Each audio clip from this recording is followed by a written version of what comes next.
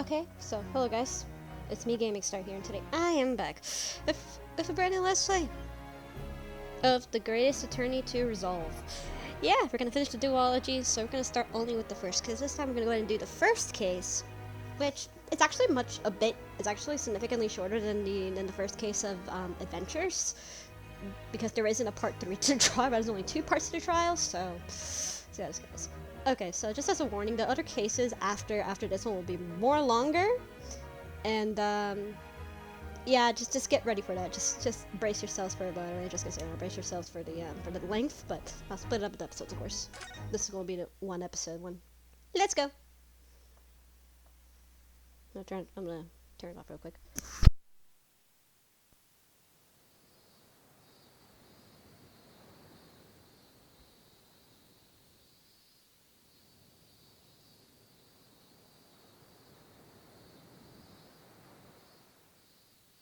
Standing here in the bright sunshine, looking out over the vast ocean, those days in London seem like a dream. But I do miss my time in England's vast capital.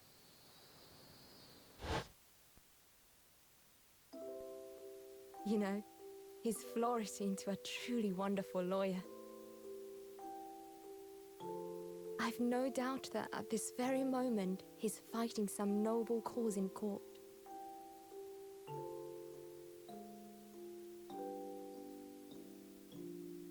Forgive me for taking so long to come to visit you. My life has been such a whirlwind since I returned. And no one could have predicted what has happened. Just 2 months after arriving home.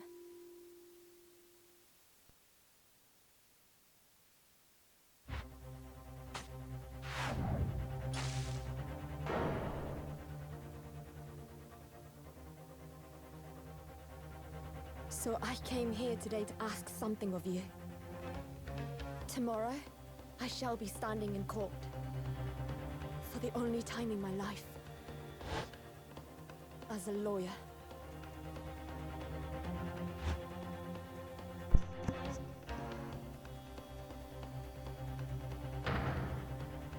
So please, I ask for your guidance. Kazuma-sama.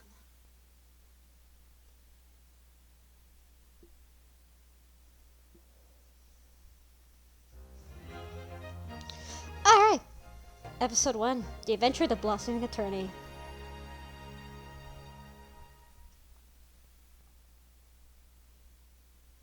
So we're back in Japan. I didn't change the names to Japanese, but whatever, just keep it English. Fuck it, I didn't really want to bother with that. Here I am again after 9 months. The Supreme Court of Judiciary of Japan. I feel so nervous, but I must steal my nerves and find a way to compose myself. Good, you're here. It doesn't do for a lawyer to be late. Oh yes, good morning, sir. I hardly recognize you. You cut a fine figure, counsel. But you look as white as a sheet. And those white eyes aren't doing any favors either. Oh dear. The truth is, I'm so incredibly nervous. I feel utterly nauseated. I almost wish that I'd never been born. Goodness, not the sort of thing a father hopes to hear from his daughter, I must say. Eugene Mikotoba, professor of medicine at the Imperial Yuma University. A man who earlier in his life traveled to Great Britain to study the latest advances in forensic medical science. And of course, my brilliant father. Excuse me. Would I be correct in thinking that you are to be the lawyer in court today? Yes. That's right. Well, I want to thank you for agreeing to represent me. I swear all my life. It's a complete fabrication. The whole thing! Ray Mimambi, born the same year as I and my greatest friend. Though unusual for a woman to our time, she works at the University Research Laboratory helping my father. And sadly, she's the defendant in today's trial. Accused of committing a truly awful murder. Are you feeling alright? Since we started talking, you seem, well, to have become a little feverish. Oh my, it's just that... You look so gallant and dashing. Sorry. And when I fall under your intense gaze, it... well, makes me feel rather bashful. Goodness, I don't think she knows. She hasn't realized who I am yet. It would seem our little plan for trial is going to work. Oh, what? What do you mean, Professor Mikotoba? Even if your best friend can't see through disguise, I think we can relax. Disguise? Yes, I've never tried dressing this way before, of course, so I wasn't sure how convincing it would be. But this does make me feel a little relieved, as you say, father. Father? What? Is that you, Susato? I'm so sorry I didn't say anything sooner, Ray. No! What are you doing? What's going on? What are you... What? The varsity uniform, the varsity cap, the varsity badge! Look at you! You look like a full world student at POU University. A male student! I'm so glad you think so. It means all my preparations have been worthwhile. I woke up 4 this morning to make a start. But I don't understand. Why are you dressed like that? Well, you see... It was the only way. The only way she would have permitted the Supreme Court to take a defense of the trial. My defense? Never before in my life have I been felt so frustrated of being born in this body. Of course, in Japan, are barred to women. We're not even allowed to set foot inside the courtroom, despite the fact that the laws of the land apply to all people, male and female alike. They're way behind on that too, on equality. But women are forbidden. Just for today, I'll be leaving my true self at the courtroom door, so I can act as your lawyer.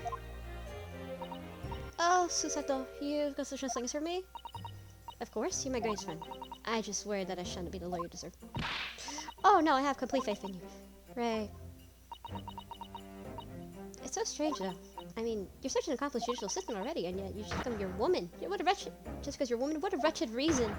I mean, why shouldn't you be allowed in court? You're so gallant and dashing. Ray. Please don't look at me like that, with those flushed cheeks and dotting eyes. Oh, I'm sorry, it's just... You do look really dashing though.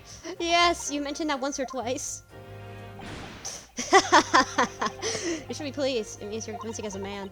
Oh, I'm pleased, I think. It certainly helped to bolster my confidence today. Right. You're managing to put on a brave face in all this, but I can see through it. I've noticed how your shoulders are slumped and how you're trembling ever so slightly. Susato, you do believe me, don't you? I didn't do it. I couldn't have done. I mean, murder? Of course. You have nothing to worry about. Your conscience is perfectly clean. Isn't that right? Yes. Yes, it is. Perfectly clean. I have absolutely no doubt in my mind of your innocence. Which is why I'll stand by you until the bitter end of this trial. Whatever happens, I'll always be by your side. Because that's what it means to be a defense lawyer. Thank you so much to me, Susato. Defendant, counsel, court is about to begin. Proceed to the courtroom at once.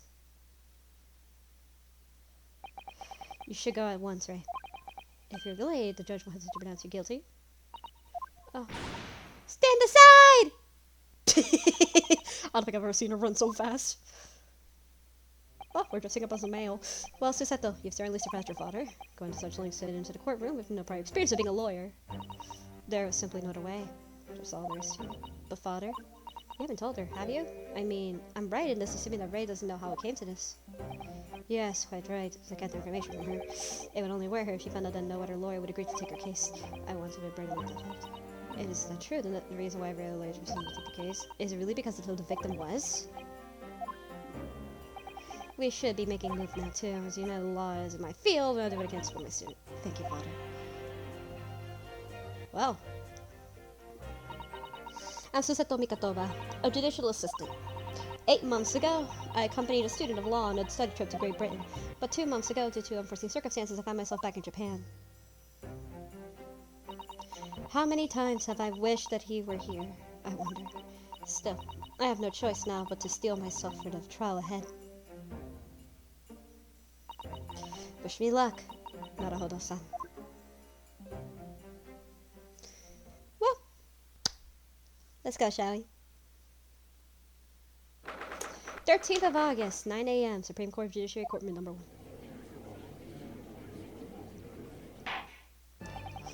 This court is now in session the trial of Ray Memambi. Remember me. The prosecution is fully ready to proceed, Your Excellency. Oh my god, ouchie, my boy. Hey, boy. Let's do the thoughtful voice, shall we? Your Excellency. Defense Council, are you ready? Yes, Your Excellency, we are ready. Ready! Ah, yes, Council.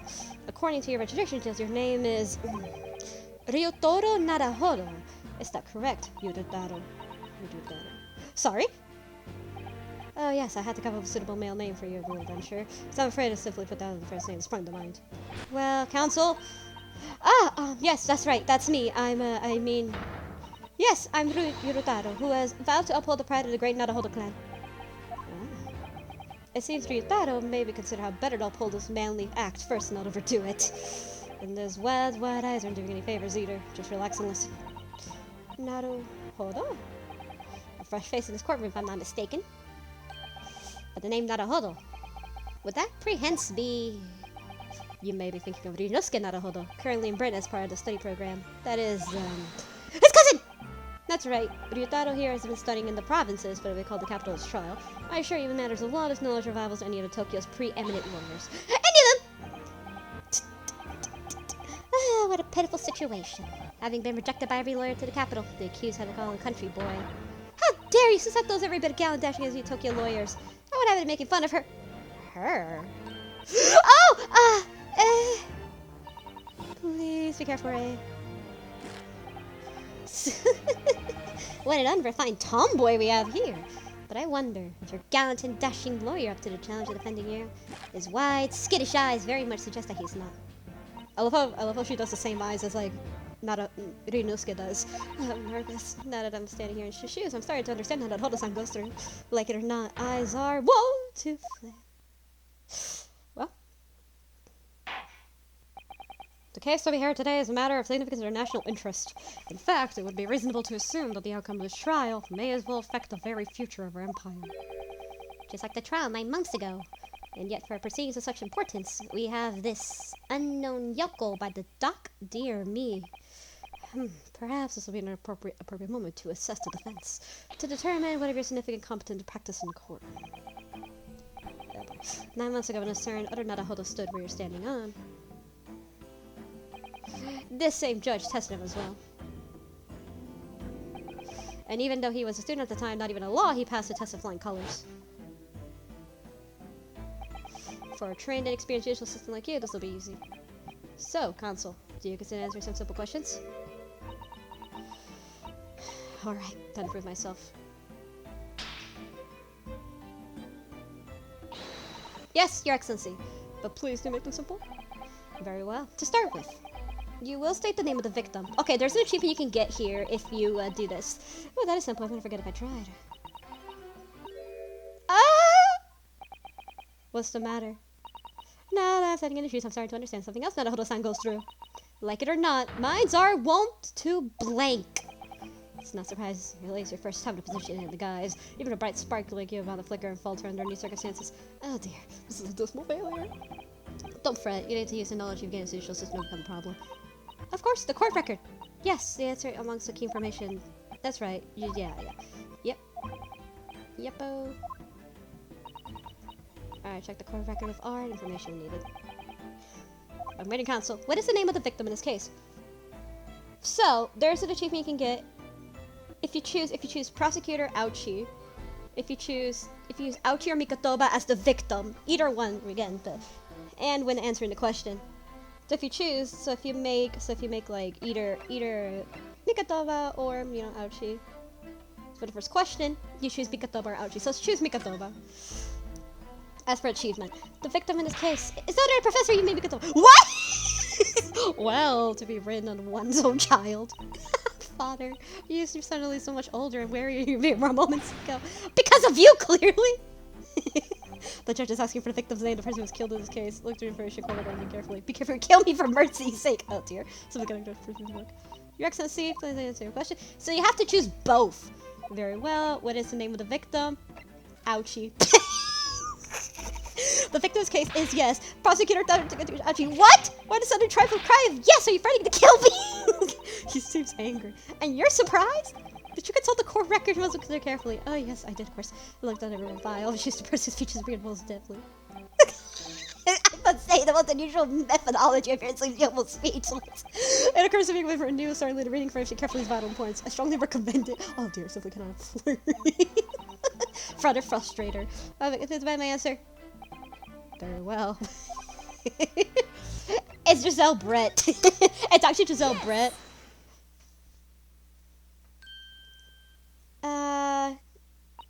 The name of the victim who lost her life in this case is Miss Giselle Brett. Giselle Brett. A name that will never be forgotten in the corners of our country, I'm sure. So that's what happens when you have to choose both wrong answers in order to get that achievement. It's really stupid. Correct. And being a member of our Empire Judiciary, you will be aware of the significance of that name. So, let me pose another simple question. As you know, Miss Brett was a visiting student from the Empire of Great Britain. Yes. Why then is her name indelibly associated with our own Empire judicial history? Obviously, you won't forget in the case of Mont from 9 months ago, but it's proving hard to clear off all the points our is included in the court record. Obviously, I still remember. That was the start of everything. Yes, Giselle Brett. Behind the woman's student persona was the face of a killer. The Queen Victoria! Was the face of the Queen Victoria herself. I was the fucking queen. She was a killer. She was a fucking murderer. Yes. Bitch was a murderer. 9 months ago, a visiting professor of medicine at the Imperial Yume University was killed, and the culprit was Giselle Brett. Yes, she was a killer. I'm not gonna assassin. At the time our country was signed a treaty with the Empire of Great Britain, and it was the midst of the diplomatic situation as it occurred. Yeah, John H. Wilson. An Englishman, Dr. John H. Wilson, was shot dead. I believe he was an associate of yours, Professor Mikotova. Yes, I was indebted to that man. He'd been my mentor when I went to London to study forensic medicine. Indeed, it was I who invited him to Japan as a visiting professor at the university. Naturally, the murder of the Englishman Narsoya was a matter government wished to resolve rapidly. Indeed, which is why a secret trial was conducted here in the Supreme Court.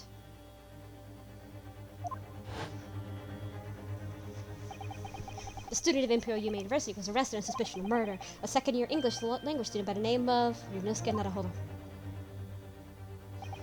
With the help of his best friend, student lawyer, the accused conducted his own defense and exposed the despicable crime committed by Miss Giselle Brett.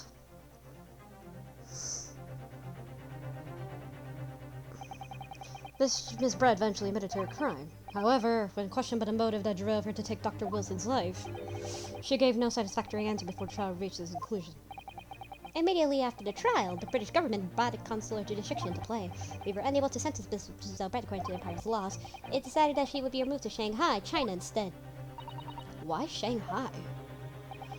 There's a British consular court there. Oh, correct. I oversaw negotiations personally. The date of her transfer to Shanghai was finally settled upon last week. All the remainder of Empire's police would see the woman stay safely aboard the steamship. And yet, the very day before her departure, the Englishwoman was killed! Only the day before?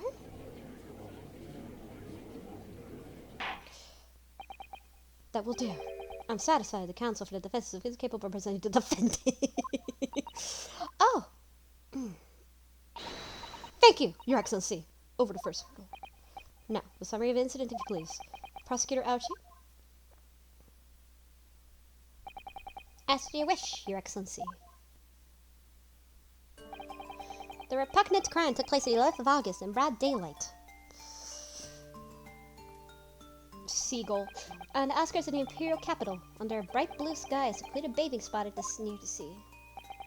The incident occurred inside a small beach hut erected for bathers to rest and change their clothes.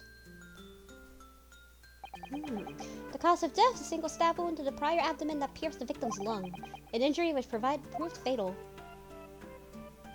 Even the swan is dead. The swan had a family. There were 2 persons alone together in the beach hut at the time of the victim's death. Miss Brett in her bathing attire, and the accused, Ray Minambi. Accordingly, there is no doubt to the accused's guilt, especially when considered she had proper motive.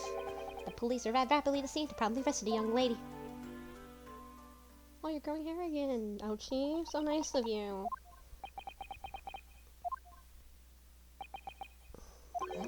That extraordinary description of events leaving someone lost for words, I must say. That's certainly true. The prosecution's summary was full of words that raised an awful lot of questions. As a lawyer, I ought to pick up the prosecution counsel what he said about all three. So pick all three. The bathing spot. If I may, Prosecutor Ouchie.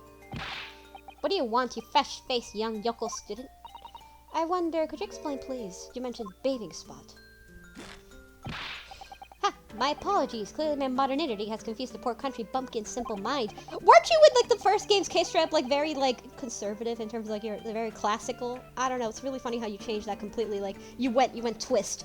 Your hair represents that. Well, it's a practice from the West. We are told the bathing in the water, the ocean, is curative, therapeutic, and excellent for the skins. No, that's not what I meant.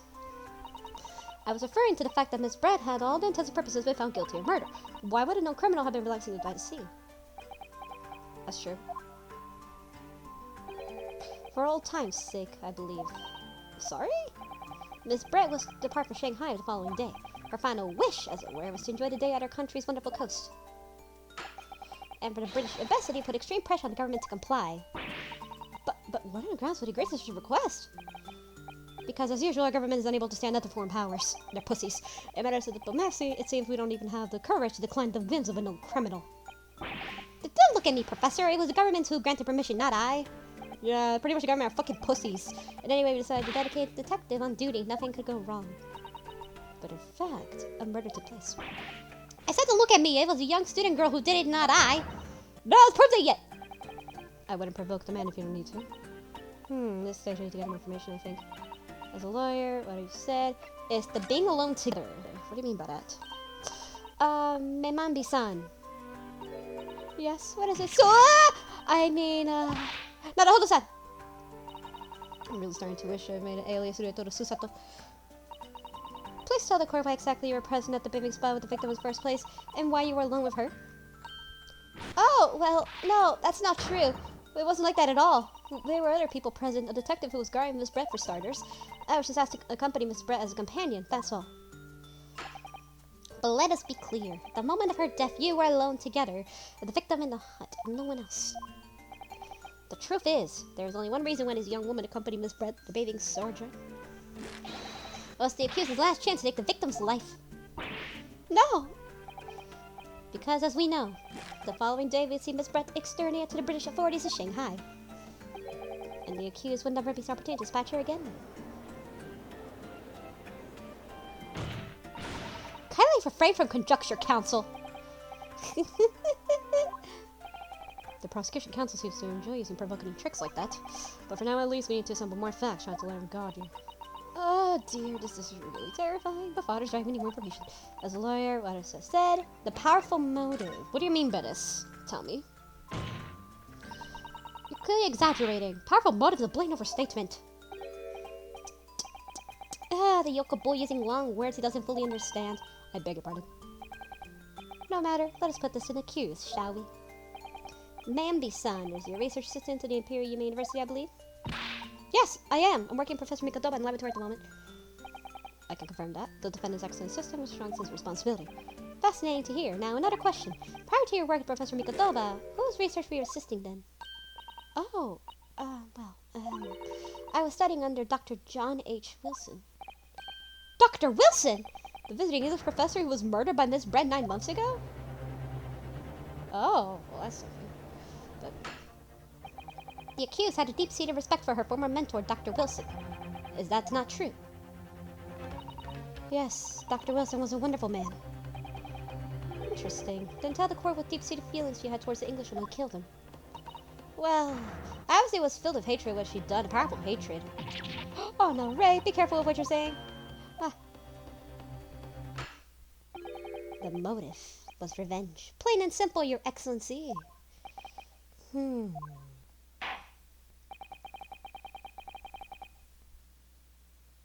believe it cleared the incident now. Despite her guilt being determined 9 months ago, Miss Brett managed to avoid incarceration and still continue her research work at university. Obviously, over the period, she and Ray would have encountered each other on a number of occasions, seeing the murder as a mentor whom she had great respect and enjoying under deserved liberty.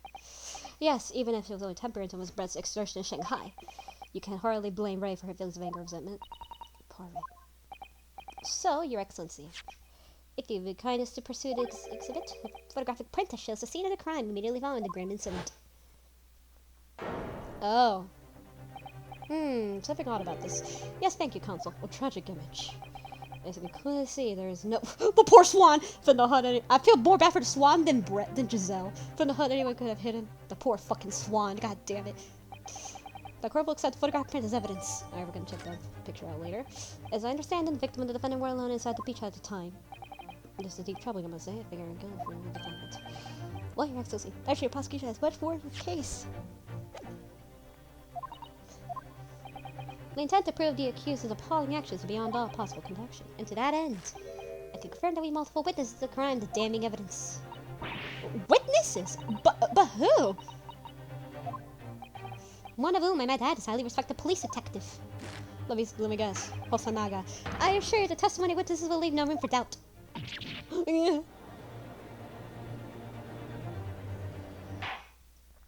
Very well then, counsel. Bring forth your witnesses.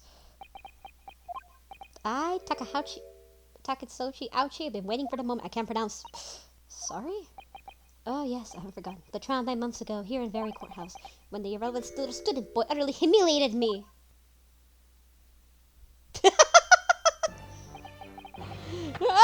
You're no scared, not a hodo. What? Yes? This insult to the Ouchi family name will never be forgotten. You've become conceit of age, counsel, but the old have to stand aside to make way for the new. It's the way of the world. May you never forget that. I love that we just... Oh shit, he's gonna use a sword at Malfoy.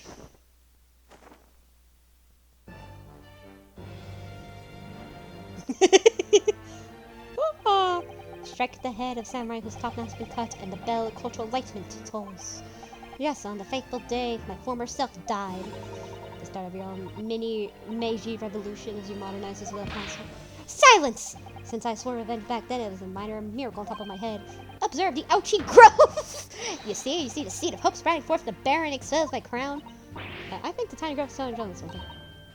I can't really see. Where's the hope exactly? I said silence! Today, I face another Yoko student, not a Holo clan. Well, I banish you. The victory fertilizes the seed of hope at the top of my head. You have been warned. With that, the prosecution calls the witnesses to the stand. Looks like the stakes are high on both sides in this trial. The prosecution had defensive, which to lose. A haircut hardly comparable to Ray's life? Pretty true. Fucking haircut, dude. Alright, yep, it's Hosanaga and Toseski. Alright, it's been a while. Witnesses, please state your names and occupations for the court. Chief Inspector Satoru Hosanaga, Imperial Police Bureau. I'm in disguise, obviously, so I can't go undetected. Then why are you still wearing the waiter thing? And I am, well, next big thing in books and offer renown throughout the capital. In fact, yes. Soon to be sold out, the sarcastical I am a cat, the sensational success by Soseki Natsume. Who is this reporter in the back? Oh my goodness, that guy back there is gonna be interesting for later. Show us from the provinces, please. I need it. It's only naturally you feel nervous in my presence. Well, you can relax. Call me Soseki even. Yes. What on earth is Soseki-san doing here? Tread carefully, Susato. That awful fellow knows you from your time in London, doesn't he? When he exposes you for your reality, you will be over before it's begun. Yes, of course I know. I presume Soseki-san, when I forgot about me, I will certainly forget him. Although he does seem to have changed somewhat in 6 months he's been here since last saw him. And as for Inspector Hosanaga, the amazing outfit is hard to believe. Do you have something on my face? Well, your glasses on, although they don't seem to be helping you see. Thank goodness he hasn't recognized me either. I suppose it's disguise, is it? I thought you appearing here in clothes I was wearing at the time would make more faithful testimony. Maybe my guidance to principal carry out the testimony flawlessly. Well, I can appreciate the Imperial Police Bureau detective by present. But what business did a writer such as yourself have being at the scene? Fuck wrong, but it's Soseki-san. Ah, well, you see, I had been asked the other day to give a lecture on the morning of the incident, and you hearing me regard Grand Lecture Halls no less. At Yumi University? After the lecture, I had a very pleasant conversation with the Research and Medical Science Department. The professor over there, in fact. With Professor Mikotova? Yes, that's right. It was arranged for going to newspapers. They wanted some sort of story of the 2 former students who studied in Great Britain. Of course, believe it around offer, the press never leave me alone. The secretly spy, snapshots, scribble stories, and scupper my privacy. As you can see, the conversation was written up in his paper here. Read at your leisure. But Professor struggling student friend has plenty of copies. Thank you very much. I practically threw that paper at me. The Geki Natsume article has been entered the court record. We're gonna check that baby out. Anyway, following interview with the professor, let's check this out. Seki Natsume paper.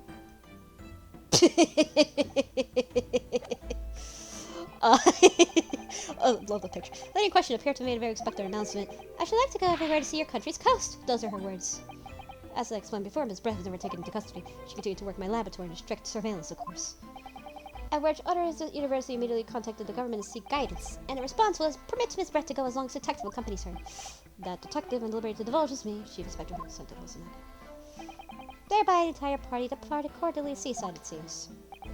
It was extremely challenging to clear all the mud rooms of the public from the vicinity of the beach.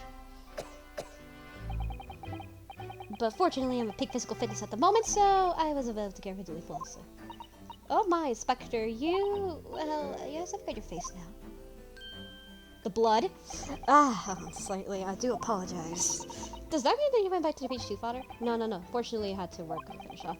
But unfortunately, of course, it meant that, as my assistant Ray was about to take my place. Of course, being a renowned author, I didn't like to decline the invitation. But if only I had never seen that awful sight! Relentlessly racked by remorse and regret!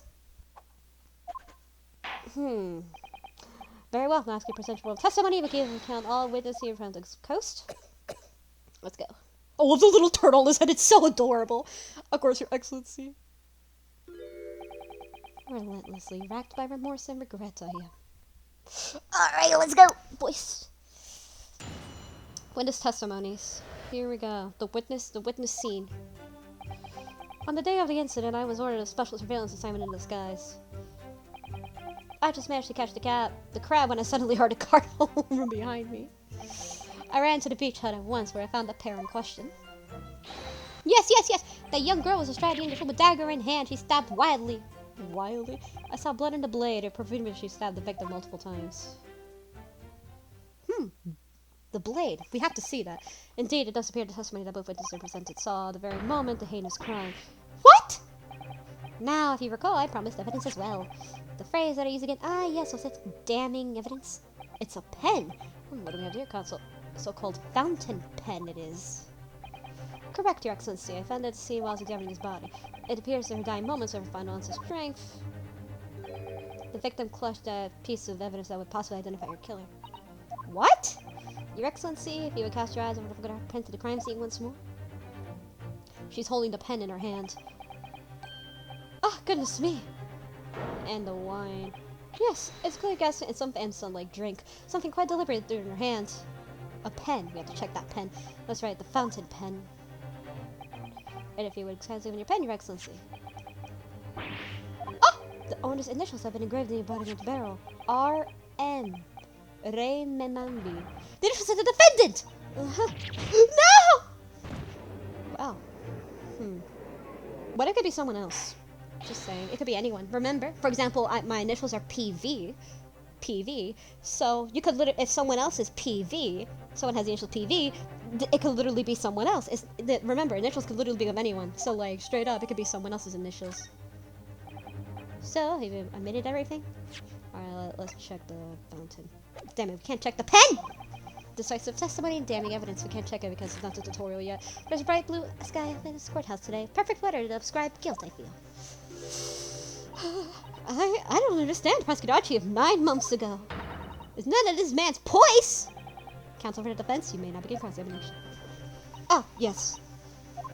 Narahodo-san! Narahodo. That means... Oh, yes, me! Is there another Narahodo in the courtroom? Actually, there isn't even a single Narahodo in your courtroom. Cousin Rigataro, pull yourself together, please. Alright, I've seen countless times the initial assistant find consistency with testimonies and prove their lines somehow. That's all there is to it. So I really like kind of consequences. Let's see what I can do.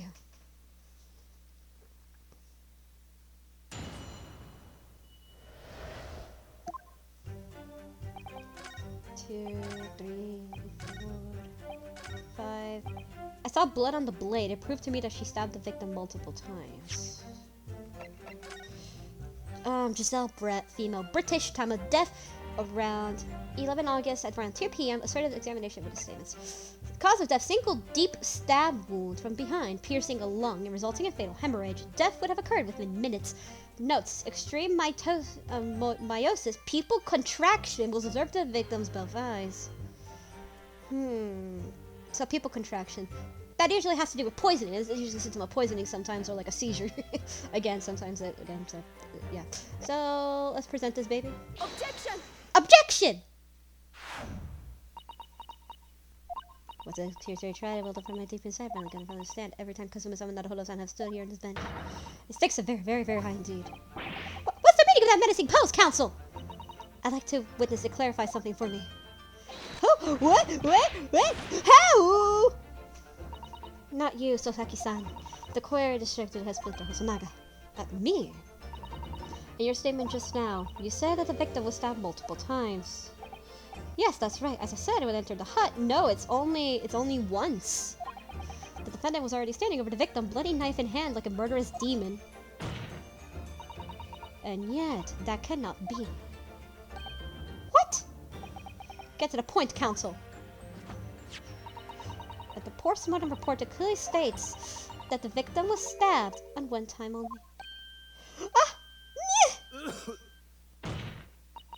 In other words, Inspector Hosonaga's testimony is clearly flawed! And Sasaki-san. Me? You claim to have been seen Memambi-san, the furrows stabbing the victim. Yes, I did! Wildly! But both of you, Inspector, and confirmed the same point. There was already blood on the knife that you saw the defendant holding. Yes. And quite simple, we know the murder weapon was used to stab the victim only once. Therefore, there's no way we could have been blood on the knife if a single stabbing has already occurred. True! Then what exactly is your contaction, Council? Are you even going to tell us? Yes, Your Excellency. There's only one logical conclusion. The Sasaki-san in fact saw not the moment that the defendant stabbed the victim at all, but the moment the defendant in fact withdrew the blade from the victim's body. That can't be. Excellent work, Susato. You exploded with the objection and proceeded to pull them apart. Well, this takes me back. Yes, I remember your cousin staged a scene much like this trial 9 months ago. A half-witted child and a half-baked objection attempting to steal the show. You're right, there was some similarities. Except the so-called half-witted child managed to outwit the prosecution, only half-headed hair. Slender head is quite adequately dressed! In any case, all talk of stabbing and withdrawing multiple wounds. It makes no dash of difference. Why not? Engage your brain, young man. When the accused first plunged the deadly weapon into the victim, that was a fatal blow. And it was that moment that she was withdrawn the blade ready to her next strike the witness saw. The knife was already tainted with blood because the accused had already stabbed the victim. All you have successfully shown is a little display. Is that the mustache offer is prone to moments of extravagance.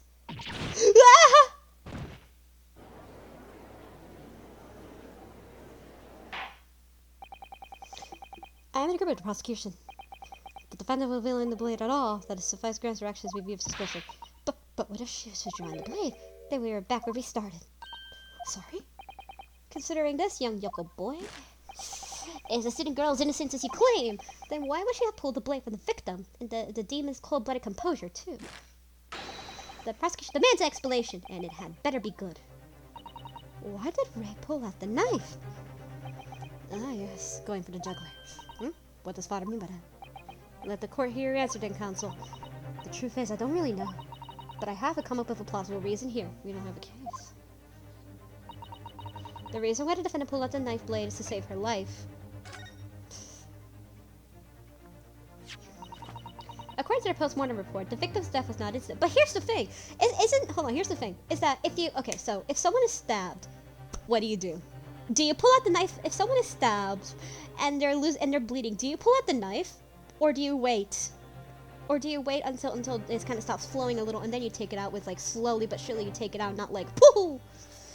Well, there's some inconsistency with this. For one is, if you know anything about stabs, if anyone has ever been stabbed, please tell me. That's a morbid question, but if anyone has been stabbed, please tell me in the comment section. That'd be wonderful. And you know what it's like if you take out a wound and it just bleeds even more. So basically, acts like a plug. Post-mortem was not instant. That's correct. As father, she would remain conscious for a short while to sustain the injury. Indeed, it was a relentless piece of evidence clearly indicates her killer. The point is, being a medical researcher assistant, Mami-san was compelled to act face with the victim. Instinctively, she pulled the blade out of attempt to save Miss Brett's life. Yeah, this is what I'm saying. It's kind of wrong, but it's the only one that actually makes some sense, but also not. Yeah, it's kind of wrong. I'm sorry, but it is. Did you hear that, Your Excellency? It would seem that the best way you can spend is young Yoko. Indeed. It's just weird. It's sort of so much colder in here. Your Excellency, if I may. Speak, witness. I would like the opportunity to testify in respect to the slipshod assertion just put forward by the Yoko Defense Counsel. Slipshod? An excellent idea, Inspector. When Yoko hopefully mocked him with knowledge when it comes to the law, it seems. But in matters of medicine, it appears to possess not one iota of common sense. So yeah, in common sense, like, if you ever try to pull, like a knife out immediately after someone was stabbed, you straight up will make it even worse. So you have to wait. You have to kind of, like, wait until, like, it kind of just, you have to wait a little. And then you take it out. But you have to wait for a bit. You can't exactly just do it immediately because it will just make the bleeding even fucking worse. You'll basically kill the you'll kill them. It's royalty so flawlessly.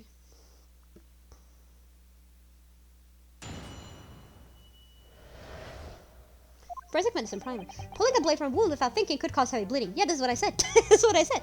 So basically, the knife acts like a plug. And it kind of acts like a plug. So if you take that out, you're literally just spilling even more. That's basic knowledge any medicine research assistant ounce of sense ought to know. That's true. In other words, there's no good reason why the defendant would have tried to pull the knife out from the victim. Let's not forget that the young student did have motive for killing the victim. In a man-victim murder 9 months ago, Dr. Wilson, the defendant's highly respected mentor. Yeah, that's an actual, yeah, is that what you just said, true, Inspector? Could you pulling a knife from a wound really cause wound bleeding heavily? Yes. Yes, it happens. Yes, think of the weapon itself as a stopper. That's what I said. To stop the veterans of blood loss. That's what I said. It's that if you try to pull the one out, it's like, it just makes it even worse, so don't do it. So if you get stabbed and you try to pull it out immediately, fucking don't. Just like wait for a bit and then pull it out. But just wait. Don't do it immediately, because if you do, you just cause even more bleeding. You have to wait and then you take it out slowly. Until a doctor is ready to provide a proper treatment, that stopper shouldn't be removed. Yeah, that's what I said. Oh, I see. This Yoko's why she stay on the farm. Even a quack from the obscure mountain village would have such basic knowledge. It's true. Anyone who's ever given some little poke with a knife and pulled it out again knows it. I've never stabbed anyone, you see, or pulled a blade out of a wound, so of course you haven't. You can burn your behavior like a bandit. Father, is it true? You're telling me? Yes, it's basic remedial knowledge for medics. Ray would have been well aware of it. If she were to claim ignorance of certain mentals, that would prove fatal in many ways. But then, why would Ray have done it? Could she have pulled it out of the knife and full knowledge it would be fatal to Miss Brett? I don't know. That is an odd one. Ray never mentioned anything about a knife to me. It seems almost impossible to believe, but could have my friend actually have it? Susato! Yes, pull yourself together. We mustn't lose sight of where we are. Ah! Counsel, it's time for cross-examination. Oh, yes, Your Excellency. However, I must warn you, Professor Phil's identification steps faster. We'll be moving to shoot immediately afterwards.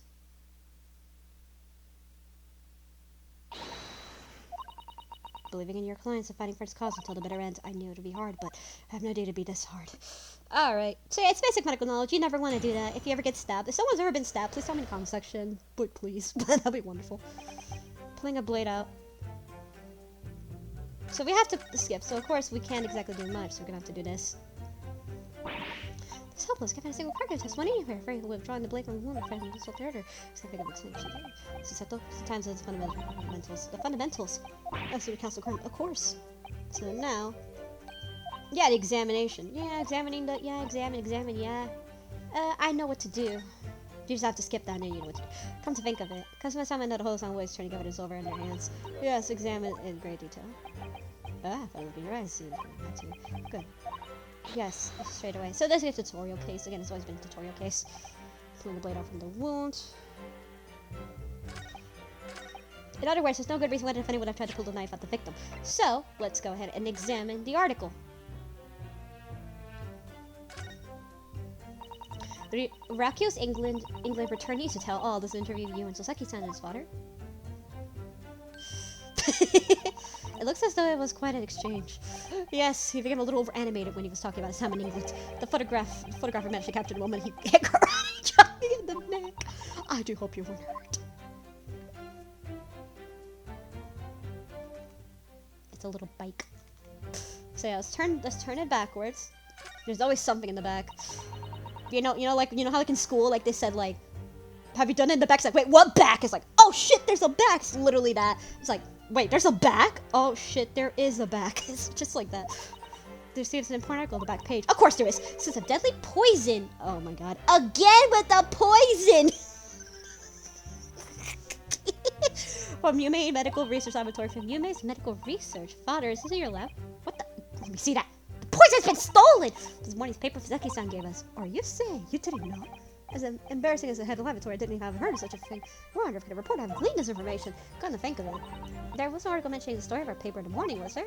It's highly toxic poison we've been working on. Extremely confident, strict confidence. I put Ray in charge of the project. Ray? She was managing it? If what's Ray then here is true, it means that she tried to hide her theft from me. And moreover, the details were leaked somehow. I don't believe it! We need to read this article very carefully. Okay, so that's interesting. And now let's check out the fountain pen. So let's check out the fountain pen. If we take out the pen's lid...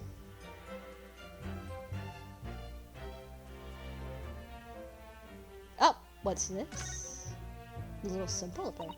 There's some sort of emblem here, look, but is that a Yume University one? It must belong to an organization supposed for business of all kind, but I would see if the pen doesn't like belong to it.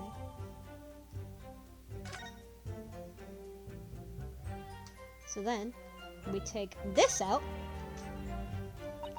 Now so let's get a barrel. Whoop.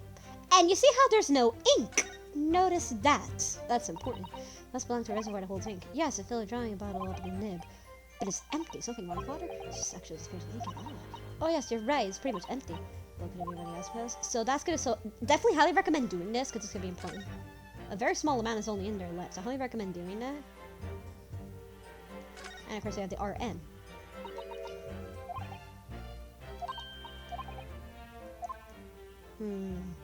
So yeah, there we go. So we examine the pen. And then the poison article. Let's read this. It's goes to deadly poison stolen. Following a lecture Yume by Soheki Natsume on the 11th of August, it's come to light that a very disturbing incident took place. A deadly poison being secretly developed in the university's forensic science laboratory was stolen.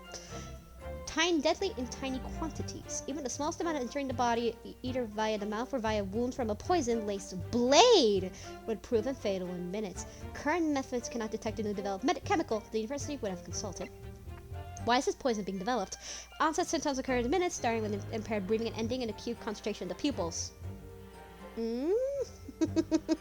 Medical knowledge, boys. Prior to death, such symptoms have been suggestive of toxins. Apparently, the entirely new synthesis of alkaloids and rumored to have been commissioned by the military. Biochemical weapons. Well, it gets worse in World War II, you know that. But, so yeah. So yeah, once you have the article, once you have the poison article. In other words, there's no good reason why the defendant would have tried to pull the knife on the victim. But again, poison-laced. Objection! Boys, no, there was one possibility. One very good reason why the defendant might have decided to withdraw the knife from the victim's wound. What? Huh, the yoko's not only poor grasp of the law, but also poor loser. Huh. Tell us then, what possibility do you think you've identified?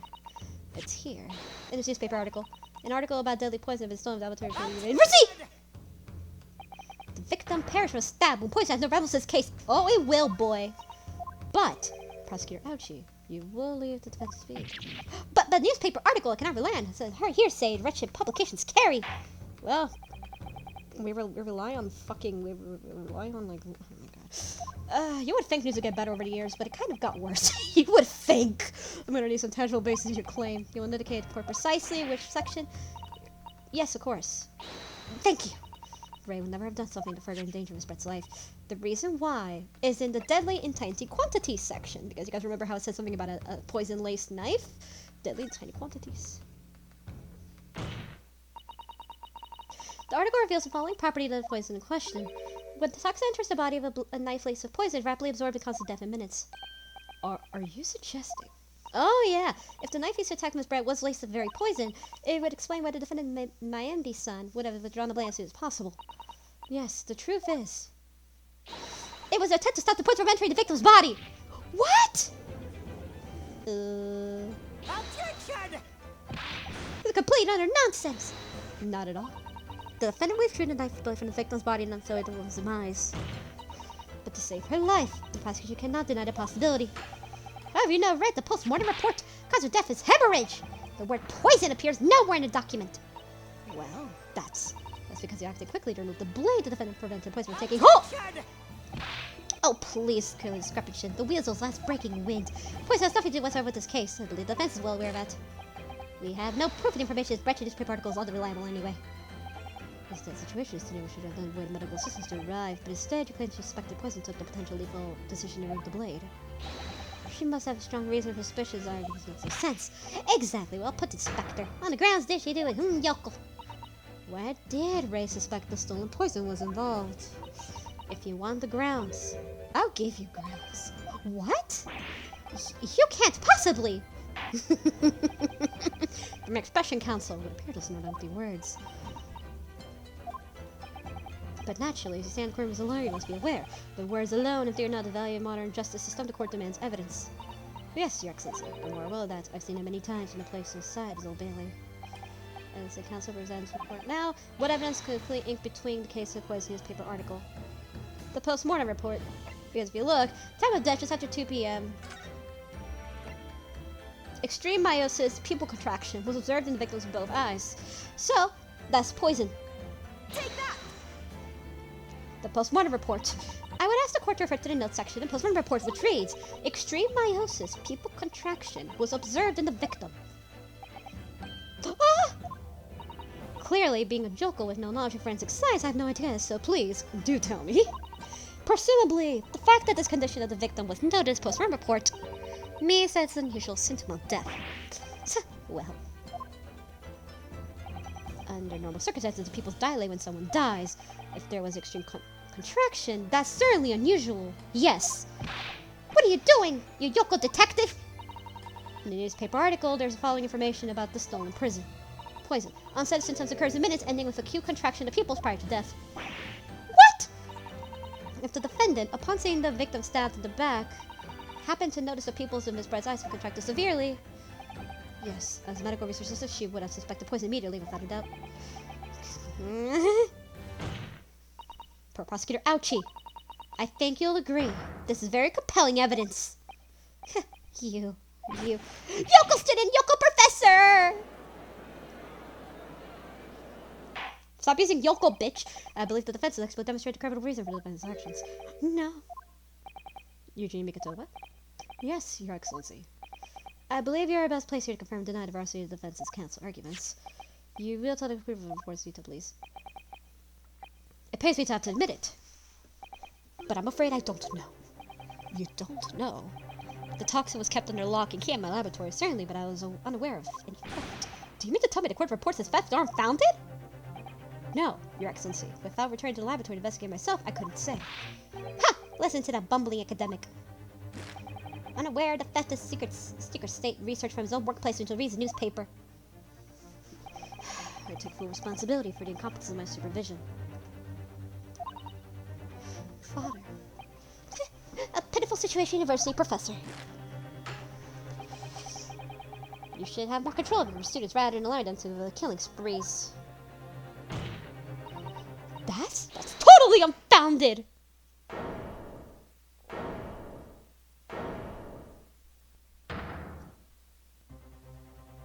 Oh! None of Professor Mikadoba's fault. It's all my fault! Ray? Mayambi-san! You stand accused here, outbursts like that are to be tolerated. But it was me. It was the one who noticed the poison we were developing had been stolen that day. What? So you knew? I've been placed in charge of overseeing the project, and it was the day the Professor and Soseki-san were interviewing together in a newspaper. That's why I noticed some of the poison was missing, just a tiny amount it was. Why didn't you let me know immediately? I was scared. The whole project was supposed to be confidential, but some of the toxins somehow had been taken. So I decided I'd try to get it back and anyone else found out. Because I had a very good idea who the thief was. The thief? You don't mean? Yes, of course. It was that dainty English woman, Miss Giselle Brett. That's why I decided to join the little group of people going to the seaside. Instead of the beach hut, I confronted Miss Brett. But she was just sat in the stool in the back of the hut, smiling sweetly. I mean, she knew I was untouchable. So she was untouchable. I know it was you who stole the poison. Well, now. Whatever do you mean? And then, she suddenly got her feet before falling to her knees in front of me and then collapsing on the floor. What? That's when I saw the knife in her back. I couldn't understand what just happened. And then, a moment later, I was seized with fear. The pupils of her eyes they shrunk to tiny pinpoints. I don't believe it. In other words, you realized that the victim was suffering effects of stolen poison. My mind started racing. I hadn't seen anything past Miss Brett's lips while I was living with her, which left the only possible way the poison had entered her body. On the blade of the knife. And the train of thought spurred with a raw blade. Yes, the amount that entered the bloodstream was small enough she might have stood a chance. That's what I hope. Really, I'm so sorry for staying silent this whole entire time.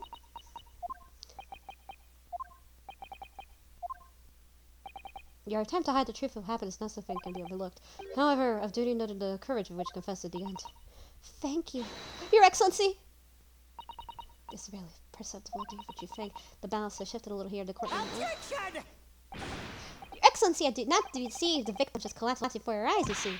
Well, may man be silent. If that's the case, perhaps you could explain how Miss Brett came to be stabbed? Well, I have no answer because the simple truth is that you stabbed the victim motivated by revenge. But you have conclusive evidence to prove that assertion, do you? Oh, I have evidence.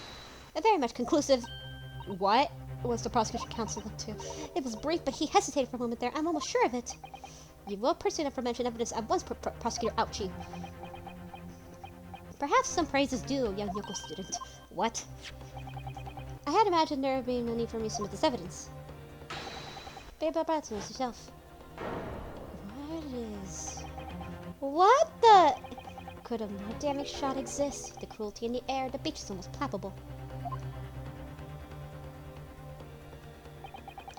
This evidence is more than another, reveals the true extent of the accused's murderous nature, for it shows the precise moment the Mamadi San plunged her dagger in the victim's back.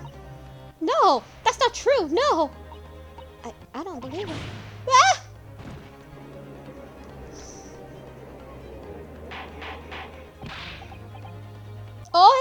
The counsel of the defense was responsible to shield screen that has pierced the courtroom. Perhaps the voice is yet to break. This yoke was low-minded, so it's mature. I'll show you who's still too mature. Careful now, since I was starting to show her face here. It's often said the pictures for 1,000 words use ample proof. The court will accept the extremely cognitive photographic print as evidence. Oh, fuck. Oh, fuck. I can't believe he had a photograph like that up his sleeve the entire time. It's such a stark image, I'm genuinely lost for words. Wait a minute, I don't understand. How did you... I mean, who took that photograph? Hey. That's not of importance here. Stop trying to divert attention. Oh. That's an absurd thing to say. It's crucially important. Whoever took this photographic print was witness of Miss Brett's death. The court must be allowed to hear this person's testimony. Ah! I will uphold the defense's claim. The prosecution will reveal the identity of the person responsible for taking photographic prints. Well, I'm afraid I can't do that. Pardon. You see, the print arrived at the Imperial Police Bureau headquarters express post yesterday, but there was nothing to indicate the sender's name or address. The province print is unknown. Goodness! Perfect understanding, counsel. Then in full knowledge of the fact that this photograph was the murkiest of origins. You nevertheless believe this bits of submission evidence to the Supreme Court? When you first put it forth before, I noticed you hesitated for a brief moment, because you knew that was completely reliable evidence, didn't you? Silence, you yokel student barbering professor! What matters is the blatant truth of the print is clearly expresses, but the defendant has already admitted to pulling the blade from the wound. It clearly isn't the moment that the knife was plunged in the victim's back, but the moment it was withdrawn. Don't waste the court's time with your ramblings. Indeed, without knowledge of the person's person, no verifying claim. In a sense, without the devil's compelling evidence presented in court, and the defendant is unable to shed any further light on the matter, I believe the conclusion is clear. Oh no! Sensato? This time, you established this right truth can be no doubt. Notice something with the picture. The photograph shows the moment that Raven drew the blade from the victim. Yes, just needs proof somehow. You have plenty of time to rue your defeat to the slow train back to the provinces. In your rue today, you become Takasuchi Ouchie, a court of law. If I can determine who took this photograph, then the trial is going to go up at an end. There must be a clue there somewhere who took it. Well, counsel. Your Excellency, the burning question is who took the photograph. The truth is, I have an answer.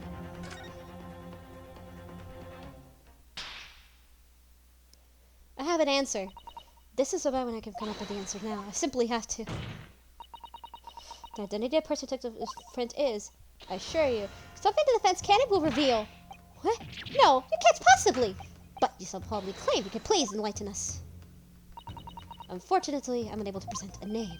How utterly underwhelming. Do you really believe? However, I am able to present evidence. The defense has a piece of evidence that reveals important details of the photographer's identity. What? The article. But piece of evidence you revealed the mystery of photographer.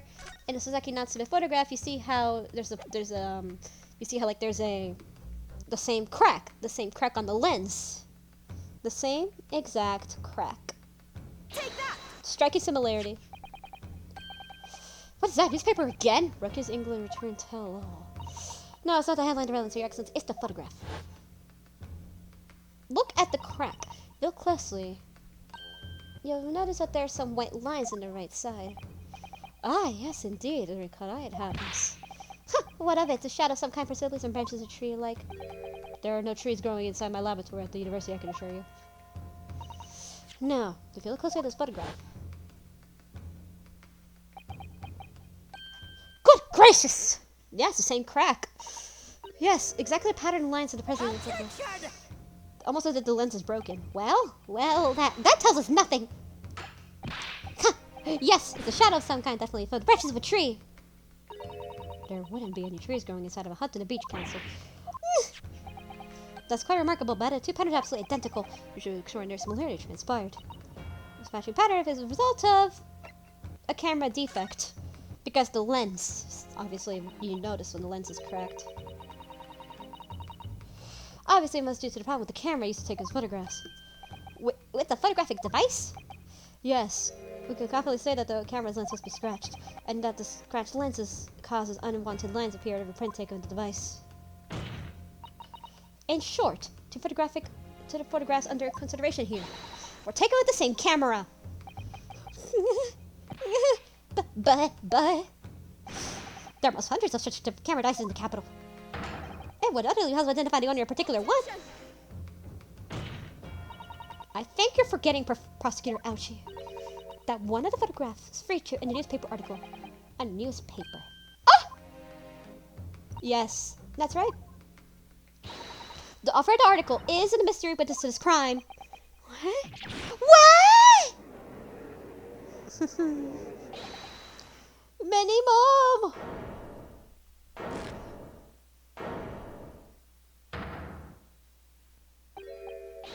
I see. What you call Rex is England's returnee. What are you yelling about? You've already testified. It's many more. I tell you, many memo.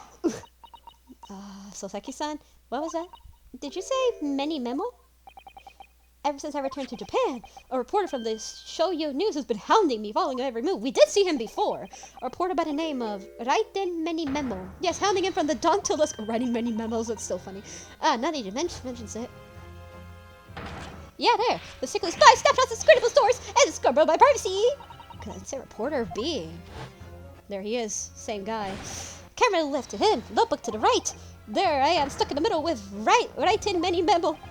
So you're saying that this picture was taken by Many Memo, yes! My lord, your excellency, Esquire! Officer, find this newspaper reporter wants to bring him to the courtroom. We will adjourn short recess in the meantime. Yes, your excellency.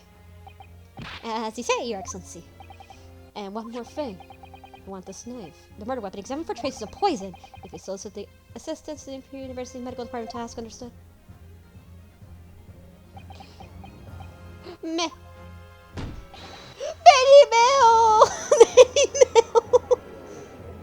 Oh, so we found out who the reporter is. There we go. Writing many memo.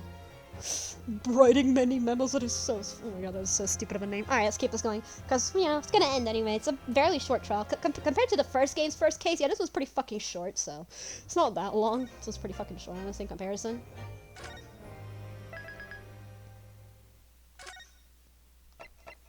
New save file. Oh boy.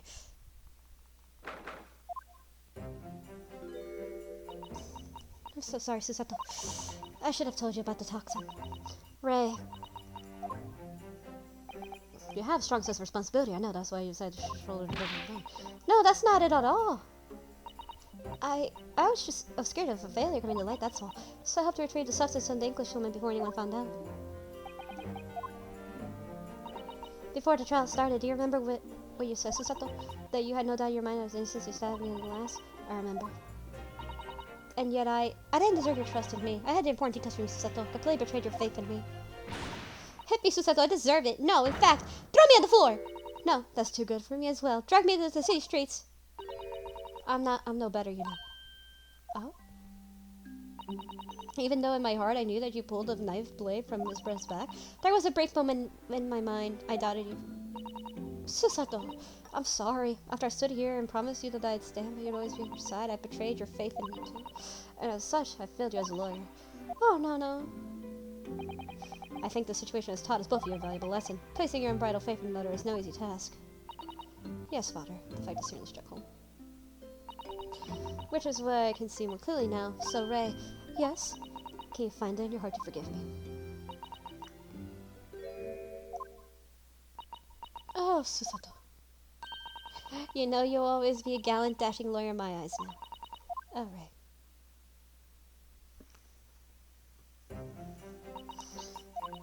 I was so scared, you know, when it happened. I didn't know what was going on. The Englishwoman was sitting at the back of the hut listening to what I was saying. I know it was you who stole the poison. Well, whatever do you mean? And then, a moment later, she suddenly got on her feet. Before collapsing on the floor in front of me, with a knife in her back. It all happened right before my eyes. And you were the only people in the hut at the time? That's right, Miss Brad and myself, there was no one else. So I just don't understand how she could possibly have been stabbed like that. A great mystery indeed. I still can't believe it happened, that's why I couldn't bring myself to speak. It'll be alright. However it happened, whatever went on to see that day, I promise you that I'm going to prove everything you said was true. Spoken like a true Mikotoba. Now, I think we discussed becoming this trial, don't you? You don't have much time, making sure the facts in order. Yes, I expect the poison going up under close scrutiny in coming proceedings. The police should hopefully have identified it on the blade by now. The trouble is, a completely new laboratory synthesized blend of accolades. The police won't have any way of testing it. Oh, I see. Yes, without the chemical reagent, it's impossible to detect the toxin. Chemical reagent? I sent a colleague of mine off with some earlier delivered to police headquarters. I think perhaps you should have seen it as well, just in case. Chemical reagent. Keep that in mind. What's the matter, Susato? You're certainly very quiet. It's a newspaper article. Exclusive. I'm wondering how the information got out, given the government secret. It was all the Englishwoman was doing! What? It was when the professor and Sohei-san were able to interview in the laboratory. That so-called Englishwoman lady swanmed in without any completion and said Professor Mikotoba. Professor! Surely your guests would love to hear about your work at the substance there. It put me in a very awkward position, to be frank. But Sasaki-san's curiosity had been piqued, so I had a little choice but to give him a courier introduction. So Sasaki-san knew about the poison? Yes, and it's highly likely that the reporter who was writing up the story about it would have caught a glimpse of the toxin too. This many Memo-san. By the way, did your reporter join you at all when you went to the beach? Oh, no, I don't remember the reporter being there. Indeed, he shouldn't have been. Very much doubt anyone wanted him there. And when criminal had been given permission to authorities to the bay by the seaside, Sasaki-san pointed out inviting a reporter might be problematic, so the man was sent back to the office. Yet he obviously didn't go back. He used to follow the party at the beach and photograph, and presumably posted it anonymously to the police. Ah! Yes, that was what happened.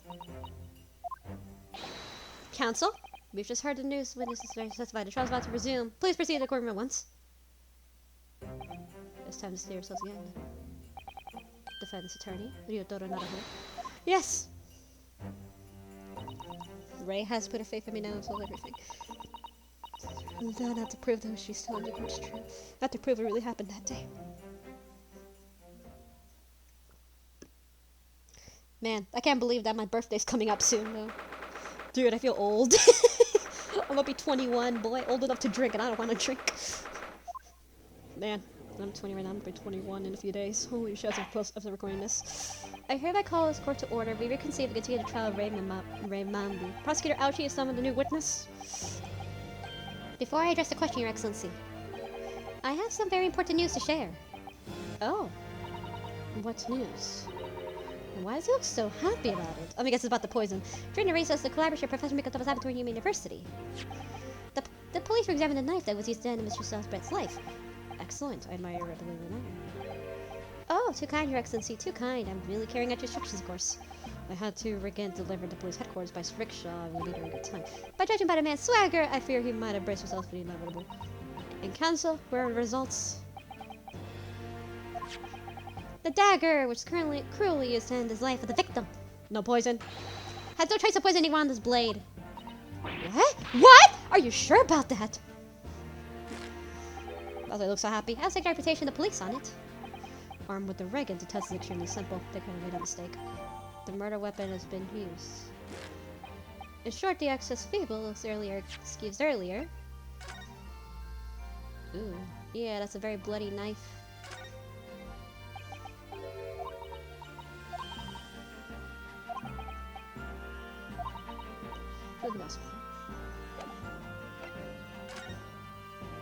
Here's the chemical reagent. Let's examine this baby up. The lab could be written in foreign language, and I don't know. It's German. Your knowledge of English is going to be a little help here, I'm sure. So can you have medicine on it in Japanese? I want to read it. German is an international language. Medicine, my dear. Oh yeah, German. Yeah, because in Germany, that's where a lot of the medical studies were created. I mean, you guys remember how the Nazis, you know, how they, during World War II, when they made a whole bunch of medical accomplishments, straight up while using the, the Holocaust victims. Yeah, that was a thing. I mean, how do we find out about certain other things? How do we find out about them? That's the sad truth. Human experimentation is what you need sometimes, though. That's what you need. But yes, the earliest use of merit labeling the bottle in Japanese, though I'm not sure medicine would be entirely appropriate. This earlier. Has it really destroyed? Ah!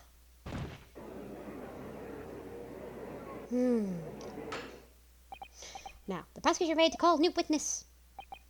Ah, the newspaper reporter who managed to capture the photograph of crucial moments. Good. Very well, officer. Bring the witness! Not trace poison on the knife, but if it really is the case. How could the toxin have entered the victim's body?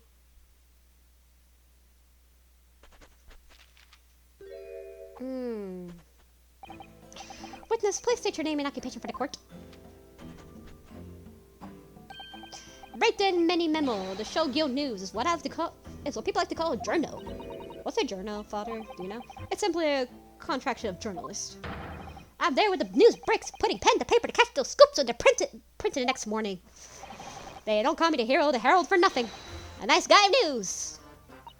Oh, so it was you who took this photograph, was it? Well, what do we have here? I'm sorry? Oh, brace yourselves, people! Many memos sent a scoop of the offing. Female student up to foul play, defended by curiously handsome young lawyer in Supreme Court. The readers will lap of this. We'll set it above the fold at 72 points and 5 like formats in the morning edition. Right then. Let's start with your name. Oh, it's Ryotaro Naruhodo. Next, what made you want to become a lawyer? Well, I wanted to reform our country's legal system, I suppose. Ryotaro has suddenly become very ambitious, I see. Just broke myself a dream for a while. By the way, my name is Takahashi Ouchi. That is Taketsuchi Ouchi. So-called Dark Horse of the Supreme Court. My objections strike fear into every defense lawyer's heart. No, the readers won't buy that. What?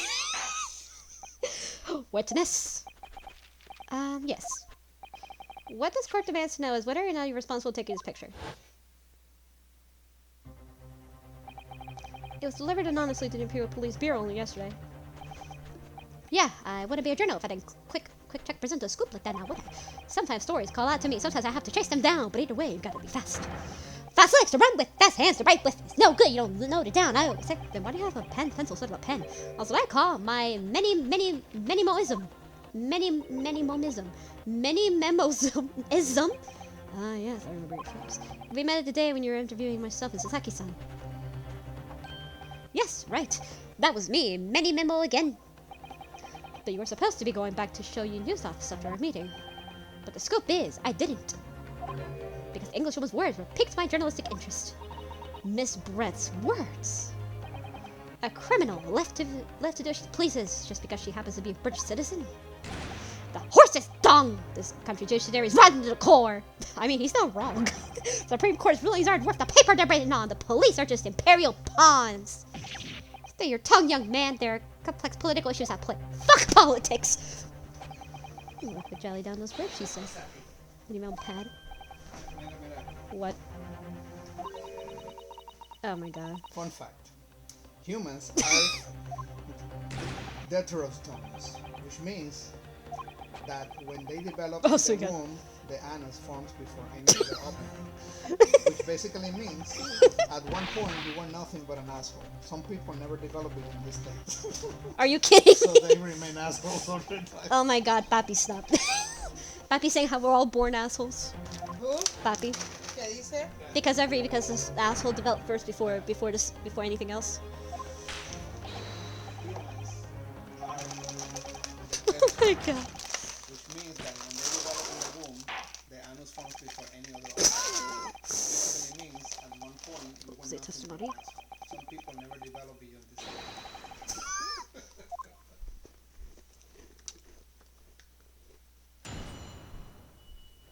Really? Papi? Tell her. The camera never lies. Okay, sorry about that. So now you know. So now you know that we developed. Now you know that we develop assholes before anything else. Yeah, fun. I'm sorry about that. It's kind of dumb though, but okay. Anyway, camera never lies. Sorry, I didn't read that. Anyway, whatever. You could, you could just pause and read it, or I could go back to the history and read this too. But so right here's where we left off. So there's some junket, red highlight.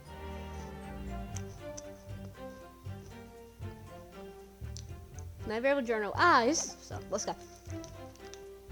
The picture was made shoddy old read screens, and there were plenty of gaps to go inside through. The Englishwoman was sitting on the stool when the student girl came to start arguing with her. Seconds later, the girl pulled out a knife, throwing the Englishwoman on the floor. She grabbed her in the back. I smothered her, pressing flames. Quick as a flash, I whipped out the camera, my ready. Click. I pulled apart the rough weave of one of my screens and poked the lens to the perfect shot. I'm suspicious about this though. Read screens, you say. Right, can see closely. True enough, a great shot of snout. Yeah, right there. The hull of the walls are screens made chorously woman reads. Yes, it allows debris to pass through the spring, some relief of summer heat. It was debris for me to poke my camera through to see the whole thing, hotting up. Ignoring the tip for being appalling invasion of privacy involved. Did you witness everything that happened from the moment the defendant entered the hut?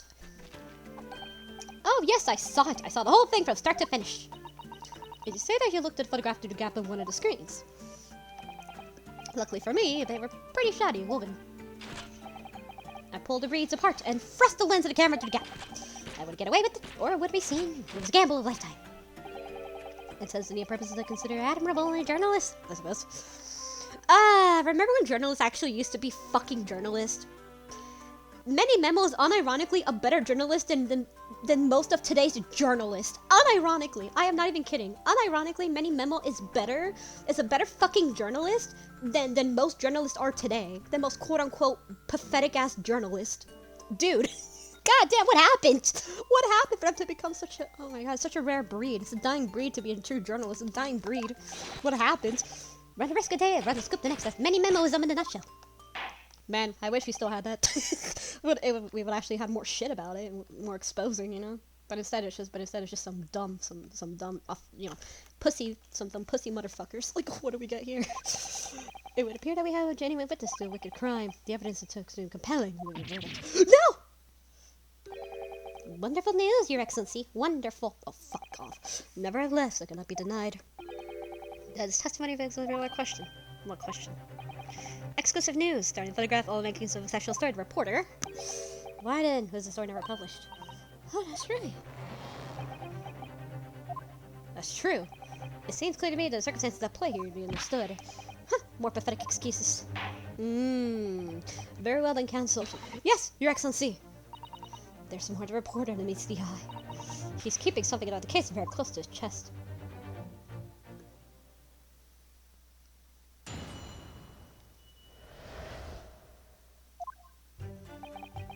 Let's go with number 3.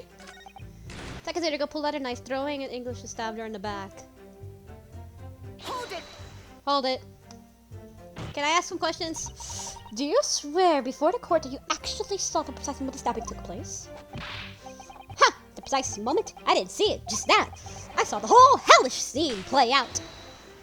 Play out from start to finish. I have here the simple plan of the beach hut. Perhaps you could use it to explain to court exactly what you witnessed. Right you are. There's a memo pad. Memo. When I first saw appearing in the hut, I'm sure the Englishwoman was right there. Was the stool on the back of the hut? Yes, the accused's own testimony confirmed that. She just sat in the back of the hut, smiling sweetly. That's her turn to testify now. Tried to interrupt. Then, the next moment, as was watching, the evil student girl entered the hut. After a while, the pair of them in the middle of the hut arguing furiously. The Englishwoman went to the student, but the girl dodged out of the way. What? That's so wrong. And the flash plunged knife into her adversary's back and two passed each other. That's very, very wrong, I tell ya.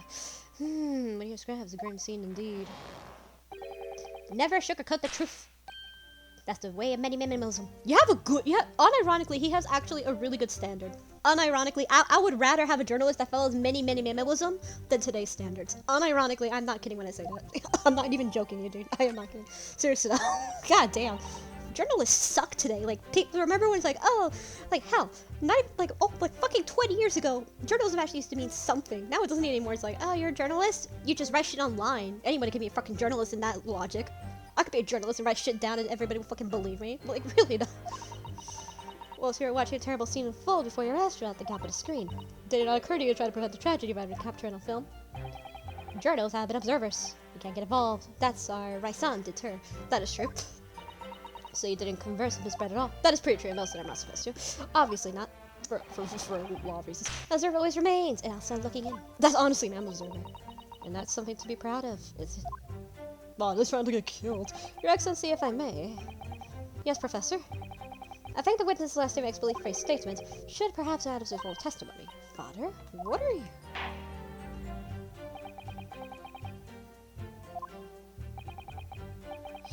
Use the platform and his first. Well, nihilism is a foundation, many nihilism. Well, nihilism is foundation, but golly, prove the words and art's meaningless. Nihilism. I'm a bit of a nihilist sometimes. I never once set foot in the hut nor spoke with the Englishwoman. I was only an observer. So let's go ahead and check out the pen. So let's see, we have check the pen here on the very top. So we already checked that. We also checked that. We checked everything about this pen from top to bottom, literally. The RM and the M of some description. So the RM could be writing many memo because he also has an RM signature. So it's obviously him, right? I mean, so it's fairly obvious. I have some fucking newspapers in here.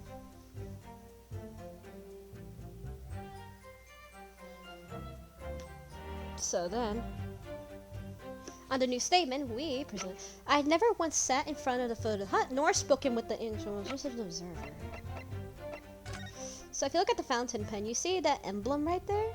That emblem is obviously not hers. It's his, because look, he has the same emblem on his armband. He has the same exact emblem. That's it for me. Objection! You did set foot in it because this fucking pen is yours! Many memo-san, until now, you haven't been fair in belief. Newspapers are the business of uncovering and publish the truth. That's what they should be. You're at a spot there. They should be that way. The privacy of which is proud to wear an emblem of the show you have news on my arm. In a way, this morning sadly though, it seems those journalists who write those papers don't always share the same passion for the truth. What are you suggesting as repertory words, counsel? Mini Memo-san, do you recognize this fountain pen? Ah! This pen was found at the scene of Miss Brett's death.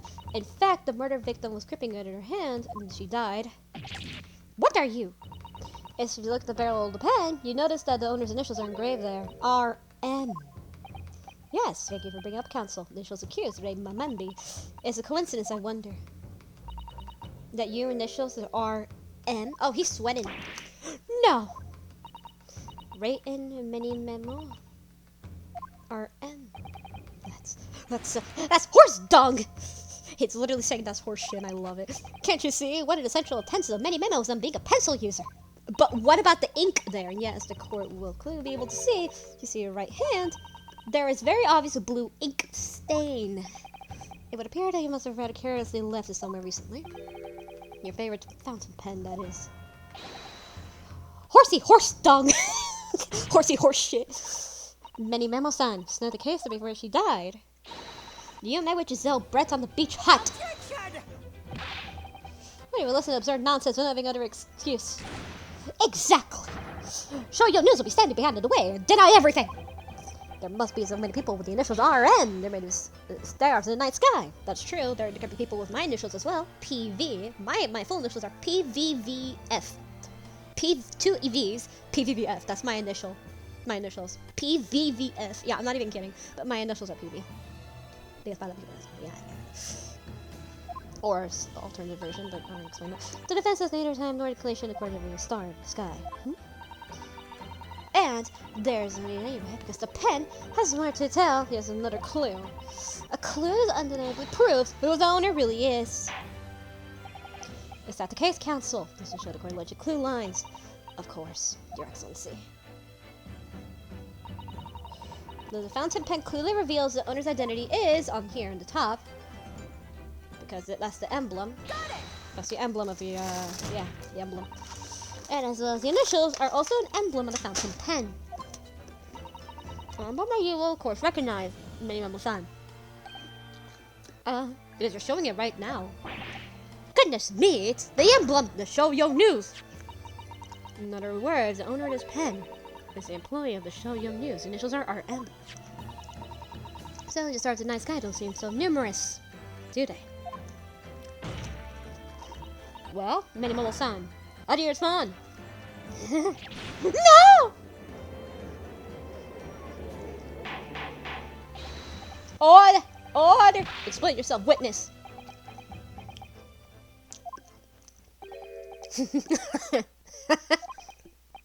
So, this is how the mighty Supreme Court works, is it? Using coercive tactics to have well-meaning citizens reveal harmless secrets. I've used nothing but honest tactics. Alright then, fine. I won't try to hide it anymore. Yes, not long before that grim tragedy unfolded, you tried to get an interview of her. I, a Shoujo News reporter on behalf of the public, conducted an interview with the Englishwoman. An interview? You never mentioned that before. What exactly was this interview? As I said, it was before the evil little student girl showed up in her place of the hut. And that lasted more than 2 or 3 minutes, that's all. It was the big exchange. But it came to nothing. It was many memos say. When people don't pay their dues, and over news. There's a lot of them over news. However significant you deemed it to be, the court cannot overlook the meeting between you yourself and the victim. Let's find out under oath the precise nature of this meeting, and what transpired. Got it, yes, alright, but on one condition. Condition?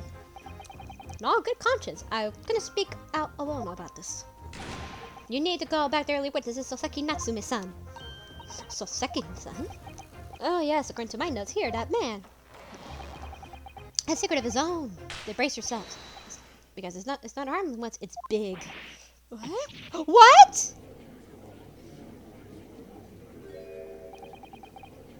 Many Memoism states that one man's secret is every other man's front-page story.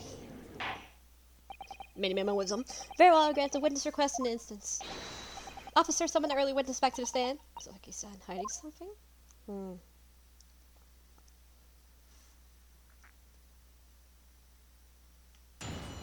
Alright. I asked for the woman's interview, but she declined, so I left the hut without making a fuss. Then, watching secretly from outside, I saw the woman being stabbed and the witness coming running. The detective realized that the victim was still a pulse, so he ran off to fetch help. That's when this writer man here asked the woman a very significant question. But he didn't say anything about his testimony. That's why Many Memo was in demand, so reveal it now. What question? You mean to say the victim? The victim regained consciousness? And she did. You decided to ask her a question? That's, true. Yes. He did. And that's not all. The woman gave him a very definitive answer. The answer incriminates the accused. What? This is preposterous. Why am I neither hearing this now? Why didn't you mention this before, you yokel hack? It wasn't even a conversation! Yes, I did pose whether English was a question. I didn't deny it. If she could no longer speak, she was barely conscious even. Counsel for her defense, I expect your cause should be conducted here. The court must know the truth. Absolutely, Your Excellency. The reporter is coming to his brother kind of race somehow. What on earth could have happened in the hut? Let's see here what happened.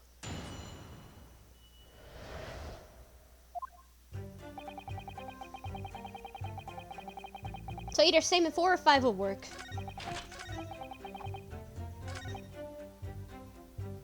What do you mean by that? Hold it! Hold it. But question, what exactly did he say? Well now, you should hear it from the horse's mouth, I think. Don't you, Mr. Rider Man? Ah! Out with it, you yokel hack! What did you say to her? What did you say to the dying English woman?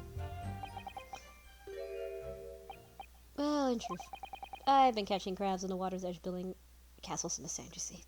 There's something wrong with that besides. Well, a sea-sized voice will leisure, I suppose, even for a grown man. True. But then all of a sudden, in a little beach hut, a young girl's panic shriek cries for help and peace to air. Ray! I ran up to the beach to see what was happening, to find the defendant leaning over the collapsed woman. As soon as I inspected Osanaga saw his bread on the ground, he sprinted to get help. And then, just a moment later, I heard a faint moan, a moan from the dead Englishwoman. I nearly jumped out of my skin! What was it? But what did you ask her, Soseki-san? I asked her, who did this to you? Don't protect us any longer. Why did the woman respond? She did it. She said nothing in response. But when instead you answered the questions asked ambiguously, now without evasion or instance, I demand you amend your testimony. I will! I asked her who did this to you, but she never replied.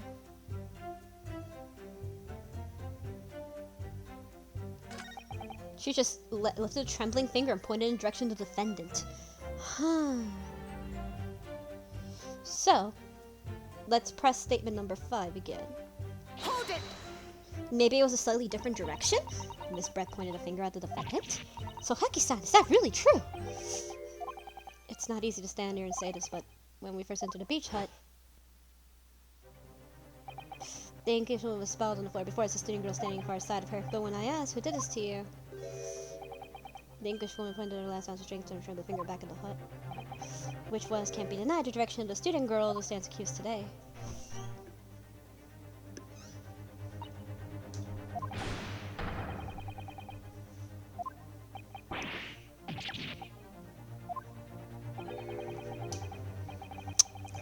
Nothing.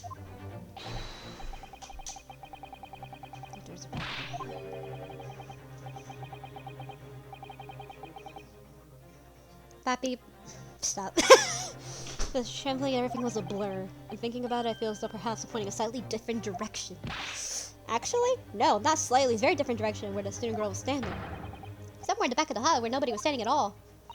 You mean the memory of events, the direction which is pointing was both unclear? Yes, that's it. It's unclear. Very, very unclear. Your Excellency shows proves the matter beyond reasonable doubt. Yes, the woman was barely even conscious. Perhaps the finger waved slightly. And there's no doubt an attempt at a victim confirmed the identity of her assailant. Why? Because the court sees that other than the accused direction is pointing, and now really clear besides the accused could possibly commit this crime. I'm inclined to agree. In absence of any credible argument contrary, I believe we could lose trial. No! No!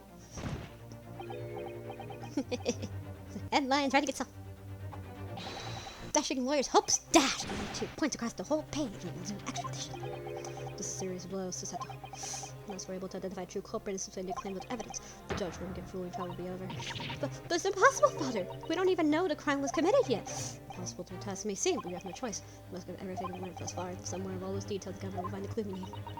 Ray gave us hope that events unfolded at the defendant's antechamber before the trial resumed. She told us that it happened at the precise moment that Miss Brett was killed. The English woman was sitting at the back of the hut listening to what I was saying, and then, a moment later, she suddenly got up her feet before collapsing onto the floor in front of me with a knife on her back. How could Miss Brad have been stabbed in the back of the beach hut's empty but in herself? Somewhere is all the information we gathered as we answered the question. If taken to defense, there's nothing further to add. Oh, I have something! The gallant Yoko student's luck finally runs out against I'm surprised. In that case, I'm ready to deliver from the verdict, no matter. This crucial point now is that was a real culprit hidden to stab the victim. I know how. Objection! I know exactly how. Ho-ho! I expect you have to postpone your adjudication for the time being. Oh, to what end, counsel? The defense would like to present the court with an alternative theory. An alternative theory that can explain what the victim was actually trying to implicate with her dying gesture. Objection! An alternative theory. Huh, non-exist. There was someone else present at the scene who could have committed the crime. What? And the victim, Miss Brett, tried to reveal who was around us at the time by mustering all the remaining strength and pointing a trembling finger at the killer's direction. This is fiction, fantasy. Very well, assure yourself, counsel, prepared an alternative theory. So, young Ryotaro Nadahara. Yes, Your Excellency. They will present your latest theory to court by means of this plan. At the moment the victim was stabbed, exactly where proposing the culprit was concealed. So, let me check the, wrong button. So let me check the court record, and we're gonna check out the picture again. Do you see how there's a stool? Yeah, there's a stool. So there's a stool right there. So that's the stool. So right behind the stool. Exactly behind the stool. That's the dress. It's the counter, this is the table. So right exactly behind the stool. Take that! Here we go. Naruhodo-san would never give up, and I'm Naruhodo now. The truth culprit fatal stab Miss Brett was concealed in this location here. Are you mad, counsel? You're suggesting the culprit was outside the hut? What? Yes. Yes. Odd. Odd. But student lawyer Naruhodo-san Esquire, that doesn't make any sense at all. You've just pointed out the exact spot where I was hiding to get my scoop snap. But I didn't see any suspicious individuals loitering there, I can swear to that. Obviously, the culprit had been outside the hut. There's no way she could have stabbed the victim inside the hut. Actually, Prosecutor Ouchi, there is a way. Ah! And in the point of fact, the defense had provided evidence strongly suggesting precisely the way Ms. Brett was killed. You're bluffing! You're bluffing! You yoke! The defense's assertion to the defense to go for the court to comprehend. You don't need to give us more guidance, counsel. Well, evidence does collaborate the theory is stabbed in the hut. The crime scene photograph, because if you look, you see there's a hole. Big enough for, thin enough for the knife to slide through it. What that sound that I made, I don't know. But Take that! the original photograph prints of the crime scene.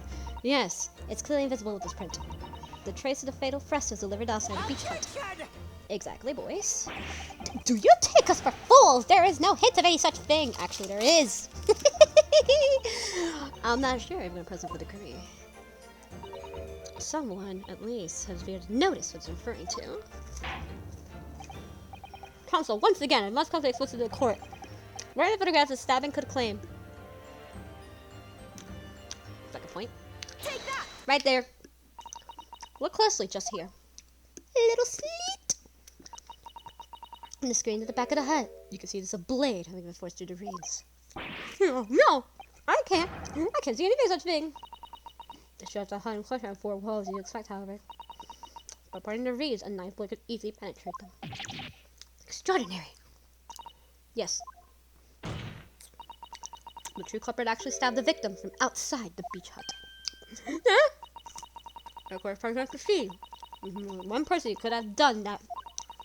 Only one person who was directly outside the hut when Miss Brett was killed. Minimomo-san, it could have been you! No! Objection! The preposterous idea leaves almost speechless. Just look at the photograph again.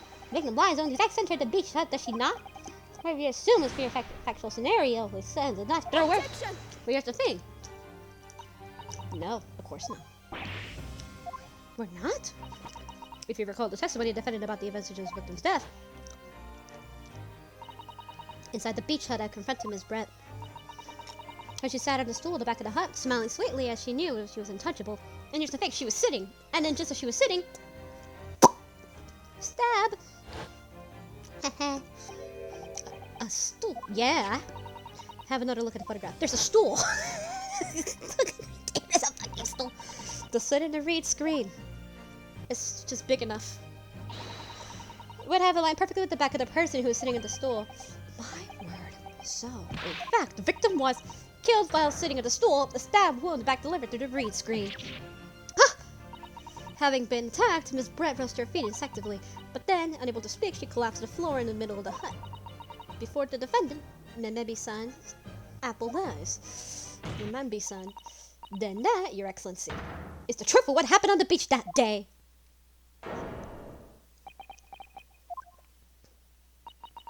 But your silence, many Momo-san. But what about the poison? I take it that you'll deny charge. This is absurd!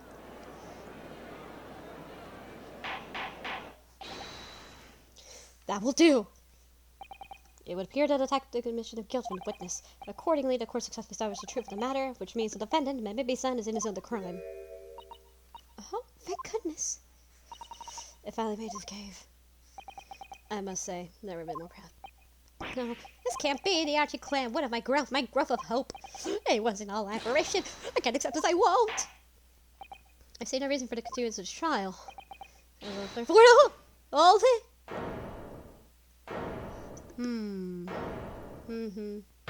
Oh. Well, it's all very convenient. This is how the highest court of our mighty empire delivers justice, is it? Suppressing well-meaning citizens' freedom to speak and branding them as criminals. But you established that the victim was stabbed from outside the hut through the reed-screen walls. And knowing that the place and time have this hand held to the blade is a perfectly logical deduction.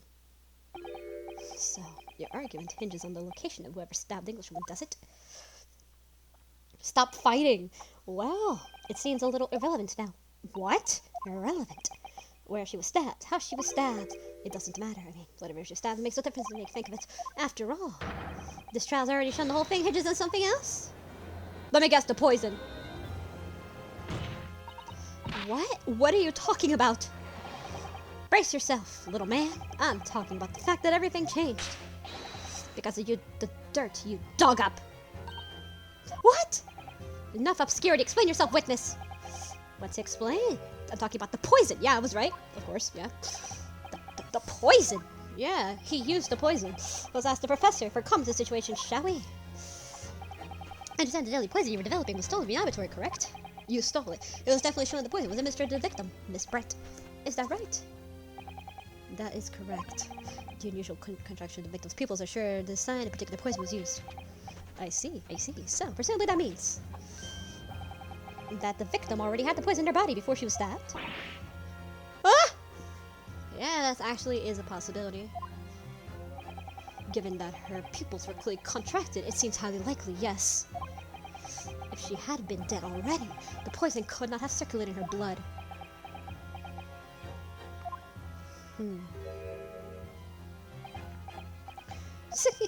How refreshing to hear arguments of the metropolitan mind. Precisely. It matters not the judge who stabbed the wound back to this blade. Because, quite simply, the Englishwoman's life was taken not by the knife but the poison. Objection! That is true. But that connects with poison being blades. It already has! Forgotten already, have we, yokel? During the very proceedings, the laboratory professor had said her proving that the blade is a weapon used to attack the victim. No trace of poison at all whatsoever. So let me get this down. Facts are skillfully established in the defense of the trial. Turn out to be headline making red herring. Is that about right? Well... Ah!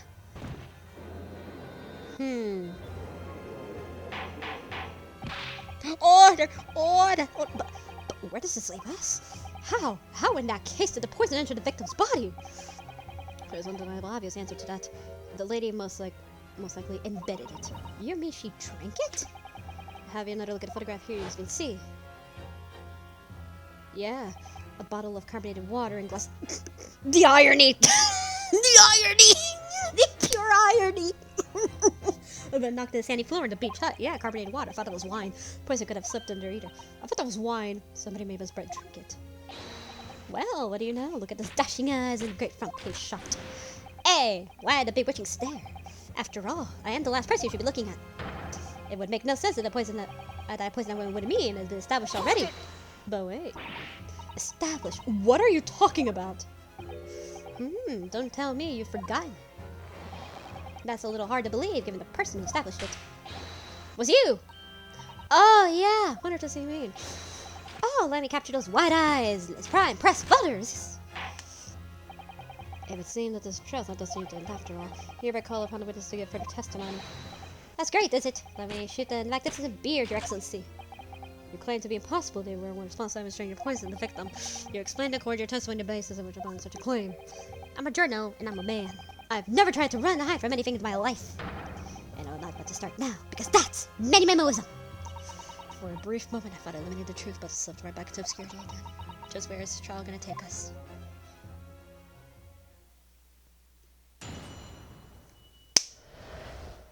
Complete innocence. Oh, yes, I stabbed the English woman. And it's a very fact that proves I'm innocent. Because why would I have bothered to stab the woman if I already poisoned her? When I heard the student girl and the pompous English murderer arguing it got my goat. If the courts weren't gonna punish Brett for what she did, someone else would have to see justice done. Well, I mean... So, you admitted then that everything happened as I described. That you are the one who stabbed Miss Brett in the back through this reed screen. Can't blame this miserable country of ours. I mean, he's not wrong. A country that bows to the pressure of foreign powers lets murderers walk free. I mean, to be fair, if we're gonna be fair here, he's not wrong. Like, someone has to do something, even if it's murder. I mean, I'm gonna be honest. I mean, let's be honest here. Sometimes revenge is a dish best served cold, and ironically, the poison could have most likely been in the water, which is the same way that Wilson died. Ironically. And it's truly a beautiful irony. It's truly a beautiful irony. Oh, yes. What kind of future can a country like that have? That's why I did it. That's why the pathetic leaders didn't have the guts to do it. Well, I mean, they are pussies. Stop banging in the middle of the charming lady's back. I plunged the blade of sweet justice right in there. I mean, he's not wrong. I mean, to be fair, he isn't wrong, but, like, still it is wrong. As someone who spends his life seeing the truth is told, I feel really, really awful about giving false information to my testimony before. But as it turns out, there was somebody who had it in, the victim, and got her before me. That's right, you guessed it. That pretty little student girl. Now there's a woman after her. You're implicit in Ray again. She just don't want to get the poisoned English woman and ended her pitiful existence. And suddenly, snap! The journal of that duck. Argument to sound, certainly. So what has had to Mr. the poisoner himself, he would have had to take effect. Supposedly stabbing the victim in the back would have been entirely nonsensical. And if therefore the reporter had nothing to do with the poisoning, yes, it's all quite logical.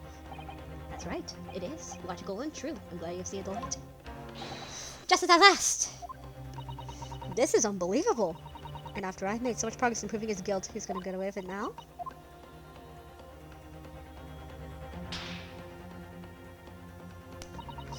Think of Kazuma-sama and Naruhodo-san.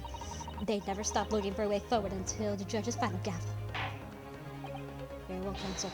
Proceed with the assumed and final cross-examination of this trial. Yes, Your Excellency. Let's go. Alright, here we go.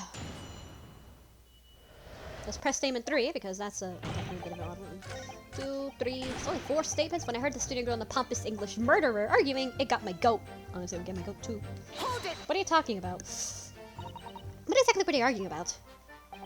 About what happened in the restaurant 9 months ago. That's what the student girl was lying to the English woman, killing her beloved mentor, Dr. Wilson. Yes, Dr. John H. Wilson, a professor of medicine, invited here by England, Professor Rickadoba, no less. Right, but the English woman just jeered. Her case was heard by the British Council court in Shanghai, however. There is little doubt that she would have simply been acquitted and sent back to her homeland free woman. It was kind, the student girl up inside, you can see it if it was better. What was that? Oh. I can't stand here and listen to this tripe. Ray! Young girl, you stand accused here. You can't just blurt out when you feel like it. No, you can't. Sorry, but this is the middle of some very important testimony here. Be quiet and listen. But that awful man is making it all up. Susato, please, you have to make them listen. Return to the dock at once, Maybe-san. You're in the middle of conversation. Your Excellency, please, I implore you. That journalist is clearly not a trustworthy witness. Exactly, he's a filthy, rotten, black-hearted, big, bigoted, dirty, grape-peeping Tom. That's a lot of words. Whoa, take it easy there. Good use for the word bigoted. Please, I really think the court should hear the defendant has to say. For once. Your Excellency, I say, was there ever entertaining case of remarks? I'll grant the request of the defense. What?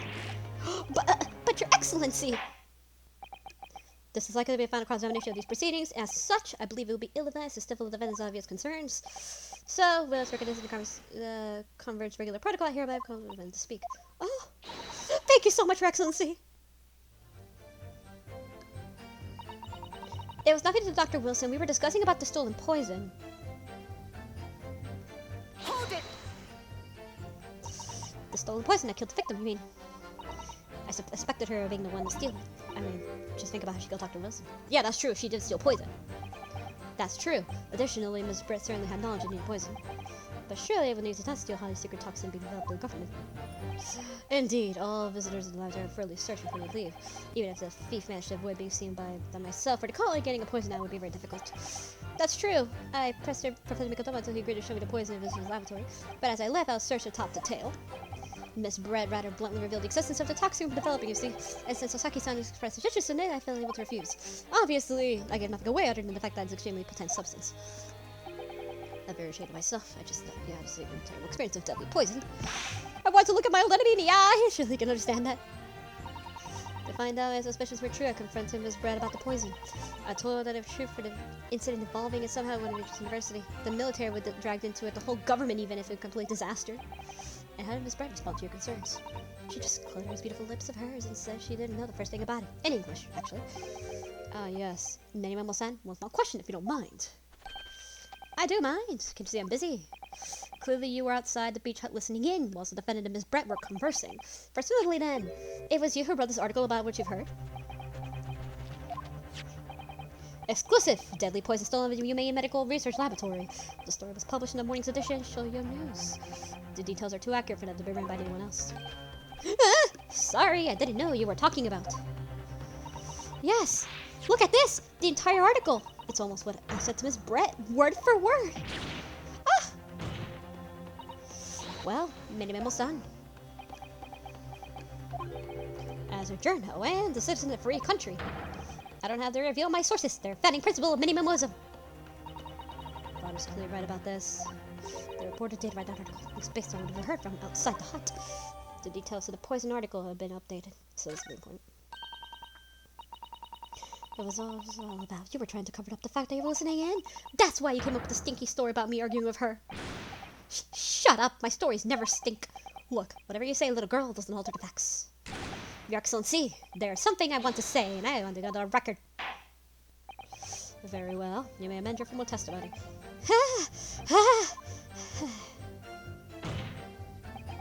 So, statement 2 or 5 really doesn't matter. The point is, if you poison someone, there'd be no reason for them to go stab with a person as well.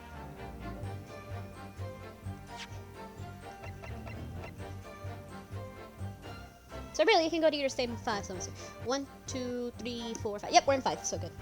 Present the article. Objection! And we're objection, boy. Well, I can think of one reason. What? But before I explain, if you can confirm this in the court. We glean information this paper article from we overheard outside the hut. Of course he did. There's no question of that. After all, when we were all in the laboratory together. We were all told it's a terrible toxin. And there's one more important fact to consider. According to the witness, Miyabi-san's verbal attack against the victim began as soon as she entered the hut. In other words, it would have been impossible for her to have slipped the poison into Miss Brett's drink. Objection! Maybe somebody else. I'm gonna go after this council. Many-Memo-san made it quite clear and observed every single thing that happened in the beach hut. The defendants found an opportunity. Man would have seen it. Ah! Sure. Which means that Brett couldn't have imbibed the poison whilst the defendant was present. In fact, it must have been administered to her before Miyambi-san entered the hut. Yes, the very brutally put. When I walked into the hut, I immediately started to press Miss Brett about the poison. I wish when many memos sound overheard some wearing information. Wearing information? What wearing information? The information in which she subtly included his paper article, namely, that the poison was being developed strictly secrecy, and it would be readily attainable. Absolutely. In fact, it's quite understated the only possible place to come from my lab. And furthermore, anyone affected by the poison would exhibit telltale signs of death. The extreme concentration of the pupils, yes, it's quite stark if you see it. There are other poisons that show similar symptoms, but not among the substances that are undetectable. In other words, it would be clear that the victim's life had been ended if he used a particular poison, which would reduce the number of suspects to only a handful of people. Everyone in my laboratory is aware of the unique properties of the toxin we've been developing. None of them would be foolish enough to use it such nefarious deed, Namambi-san being no exception. Therefore, we can conclude that whoever administered the unique poison to the victim was a lay person unaware of the telltale properties. Yeah. In other words, someone like you, right then, Mini Memo.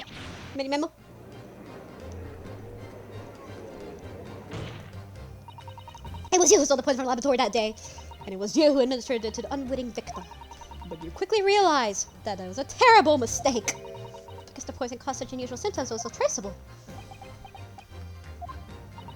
As you listened in from the far side of the beach hut's thin walls, you learned the facts. That you had already given the victim the poison at that point. It was already too late. So you hacked the plan to disguise your mistake. Boyos, the plan that involved stabbing the victim in the back to the reed screw. Objection! But what good could I possibly do? Is that obvious, Counsel? The plan was to kill Miss Brett before the poison could take effect. Once the blood, the poison causes the onset of pupil contraction, but he had hoped to participate in the victim's death before that happened, hadn't he? Exactly. Because without any revealing signs of the new secret poison use, no one would have ever have suspected. This extraordinary poison again. Yes, the effects of the poison meant they would be too easy to identify, so the killer had to mask its use. Which he attempted to do, plunging a knife into the middle of the victim's back.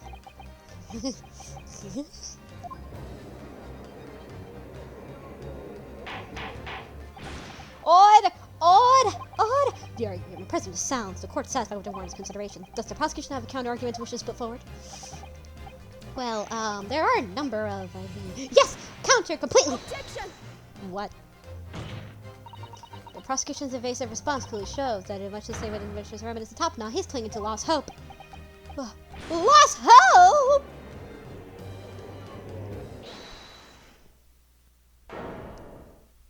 Who? Oh, hi. Whoa! Ah, you pathetic, useless, fallen samurai! Fallen? Who are you calling fallen? My burger and growth is on the rise. I don't need a counter-argument. What? What are you talking about? It should be blatantly obvious. I stole the poison, you say.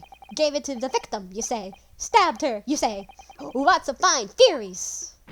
But I don't need a counter-argument because you don't have an argument yourself. Where's your evidence? Yes, you make it all sound so plausible, don't you? But without evidence, it means nothing. Whereas I base my news on facts. Facts? What do you mean? Explain yourself. I mean what the professor said earlier in the trials. All here in my name and memos. Every word, every slip of the tongue, all noted. And that's what show units are famous for. The power of the imprinted word. But surely it would task you to hide the secret toxin. Indeed, all visitors' laboratory are fully searched when they leave. Even if the thief managed to avoid being seen by myself or colleague, getting the poison now would be very difficult. Unless...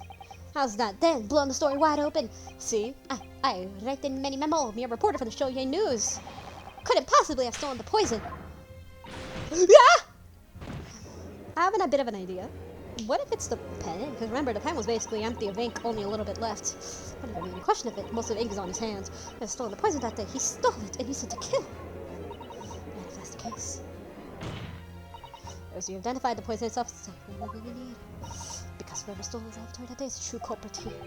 What's your point? You annoyingly handsome country bumpkin. My point is, there is one way that you, Minimomo-san, could have stolen the poison that day. I have heard enough verbal conjecture now, thank you, but the court must be shown as evidence. Well, proof you had the witness stole the poison that day in question, so let's go ahead and check out the pen. And remember when we checked out the pen?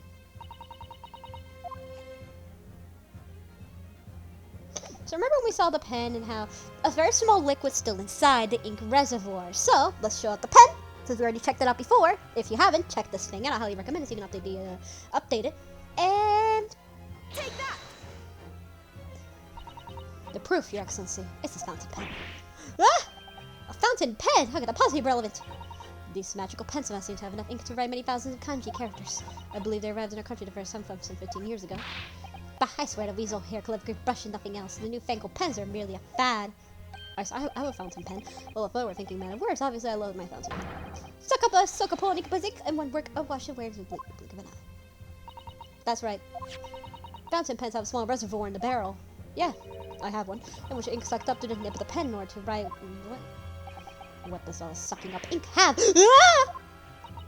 And just as it's possible to suck up the pen in the reservoir, there's also possible to eject to the nib again, of course. My word, can this really be? Well, many Momo-san. When you saw the deadly poison before your eyes in the laboratory that day, you used a fountain pen, your very life blood, to steal some of it, didn't you? By siphoning the poison up to the nib and into the pen's reservoir! Yeah! Must have some chemical regate. Objection! More absurdity, that never happened! But surely I've heard a place of refuse in the laboratory. But I never thought I looked inside the pen of all places. No, a little ashamed to say. Thus, for fear of offending our guests, such a detailed search would have no conduct. Well, this is quite startling, I must say. I remind the court that this pen was found in the clutches of the victim when she died. In other words, it was dropped at the scene by Minnie Momo-san. Oh, so the crucial question is, when exactly was the pen dropped? Are you suggesting? The natural conclusion is that your haste acts well as the victim was attracted for a moment. You dropped the pen after you emptied the poison into her glass. Objection! There could have been a number of alternative explanations. For example, the witness could have been using the pen to write down the conversation with the victim. And when it's shocked by one of outrageous answers, the pen fell from a quivering hand. No. Objection! Well, bullshit.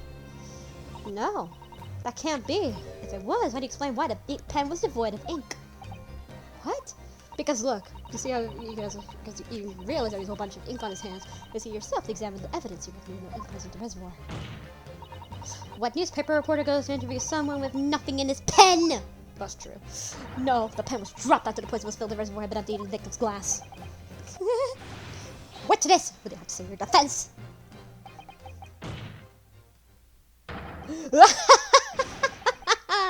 So this is how our modern justice system works, is it? So what did the ink of my pen runs dry? So what if my pencil snaps? You have a pencil. Oh my god, look at all those pencils. You can always claw your way back into the game at plenty of reserve. Ah! Whoa!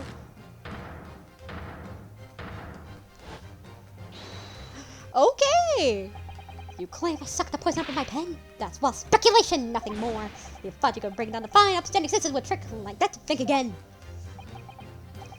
It looks like as though it's going to take one final decisive blow to this matter.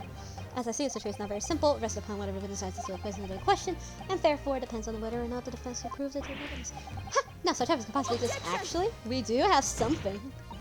Many Momo-san, this is how modern justice system works. What? In the courtroom, evidence is everything. Something you would do well to remember. Because we were well past the point of speculation at this stage, I assure you.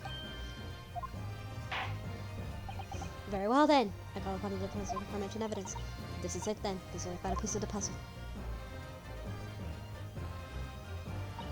The defense can prove that his means valueless with this plan to steal his poison. Chemical reagent. Counsel, what is this bottle? This bottle contains unique chemical reagent that can identify the poison in question. Huh? Yes, that poison is entirely new synthesis accolades developed in colleagues of mine. It would be impossible to detect traces of any other method. Or, from another perspective, simply with this chemical reagent, anybody at all could check the traces of poison. A reagent? What? One drop of the contents of this bottle, the tip of your fountain pen, Minnie Momo-san, is all it will take to solve this case beyond all reasonable doubt. No, you can't. I won't. Your crimes are bad enough, but at least know when to admit defeat. Your Excellency. The defense requests permission to carry out the test of the fountain pen at once.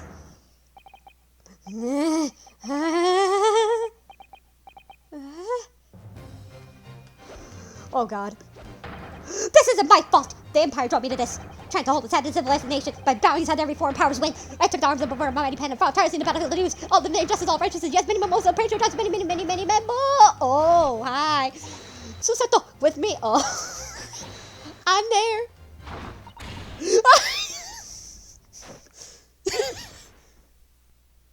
Nice. Did I do it right? Was that the Susato takedown, wasn't it? Not quite. That was the Ryatoro takedown. Oh, that was a good one. Alright. The instant the first drop of the bracket touched the nib of the fountain pen, it was clear to everyone present. Oh, you admit now. When I saw there in the lab the poison, the devil got hold of me, and I decided to do it on the whim. I excused myself and emptied all the ink down the sink in the bathroom, washing the reservoir out carefully. And then you waited opportunity to suck up some of the poison, did you? Into your fountain pen? Yes, that's right. Answer me one thing, Mini Memos. Why did you steal it? For what purpose? Isn't it obvious? To find out what it was made of and expose it in an article? I mean, it was a secret project after all. Too juicy for a journal like me to pass up. Then why did the English woman end up dead? I went to the hut intending to quiz her on the situation. That's all. As a reporter. A known killer enjoying full freedom, evading justice by leaving the country. I told her what I thought about it. And she just laughed in my face. Oh, what's this? A Far Eastern caveman perpetrating the practice journalism? Really, you must learn the difference between reporting and listening in doorways, as you ignorant plebeian. What did you call me? This country was as pertains justice system to be free press. It's very depressing. You see our superior ways in the West, yet you lack the mental capacity to emulate them. Get out of here, you elf. Get out and crawl back to the cave you came from. Okay, that's just rude. That's just rude, bitch. That's just rude. That's when I remembered about the deadly poison that happened at the evidence at the time. What a terrible tale. In my head, I knew I should get out of there as quickly as possible. But I couldn't. I couldn't let her get away with what she'd done, when she cleared had no remorse at all. I suppose it was my journal spirit getting all fired up.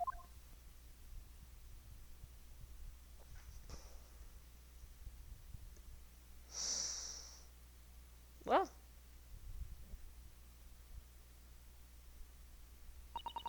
I'd like to ask you something. Yes.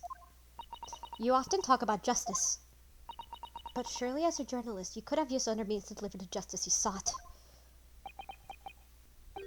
There is no justice in the press. Sorry? After that trial 9 months ago, I kept digging and digging to find out what had happened in that cut room. And finally, I discovered the truth. Oh, this dude is literally the one that discovered everything. Holy shit! I commend him. I commend him. I actually commend him for it. Even though it's illegal, I commend him for it, bro. That's amazing. It was a cover-up. That's what it was. A cover-up. A cover-up? What do you mean? Oh, the judges. I will remind you of your position, witness. Be careful of what you say. Oh, come on. Doesn't it strike you as strange? You're suddenly not allowed to convict a foreigner national. Council of jurisdiction should never have come into it. And yet the puffed-up Englishwoman was going to sail away into the sunset a free woman. The only possible explanation is that behind the scenes, some deal had gone down between Britain and Japan. Hey, do you guys remember in the you know, do you guys remember the final case in the first game? Do you guys remember that in the 4 names listed? You guys remember the 4 names that are listed? Do you guys remember that? Yeah, that's gonna be important for this. Super, super important. I mean super, so keep this in mind, by the way. That deal has to do with those 4 names. And that's all 4. Keep that in mind. What sort of deal? I've done my research and dug up all the dirt. It was all ready to be published. But you know what happened? The editor just tore up the article. You came under pressure from the government, you mean? Yes. The government was going to let criminals walk free. They're going to crush the free press. How did you find all out, though? What choice do I have? But see, the justice is done myself. Let's not forget, Nani Momo-san, that you committed murder yourself and you tried to lay the blame on the defendant's door. I'm sorry, but you're no better than Giselle Brett. What? The truth is, you have no right to talk about justice at all.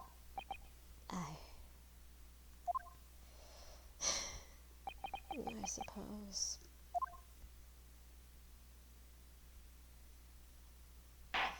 It would appear that we have reached a conclusion of the trial at last. What he said is interesting to say the least. Counsel for defense, Yatoro Naruhodo. Oh! Ah, yes. Sorry, Your Excellency. Just musing in the manly way. It's also believable that your first experience with her court is excellent performance. In truth, it's very much reminded me of your cousin's exploits. Oh, Naruhodo-san, Ryunosuke, you mean? The way he handled the trial 9 months ago and the way he handled this one, it gives me hope that genuinely entering a new era of justice in this land. That's very flattering, Your Excellency.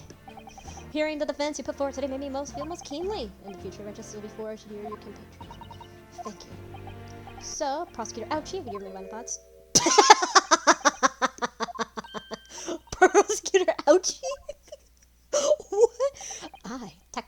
Takatsuchi Ouchie of the Ouchie clan have been bested of Kalo youth not once but twice. Are you gonna commit suicide? Are you gonna miss seppuku? The shred of a former self left and is withered and died here today. Gosh, your journey to cultural alignment sure took a while, didn't it? Silence! Rather than living in the shame, I will end it all now with this blade. It's a true patch of Ouchieism! Ouchieism. One hopes that's the only way we should be modeling yourself after the witness.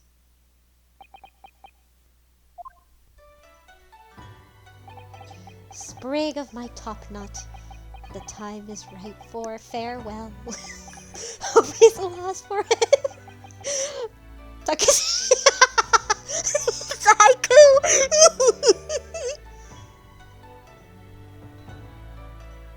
The hair!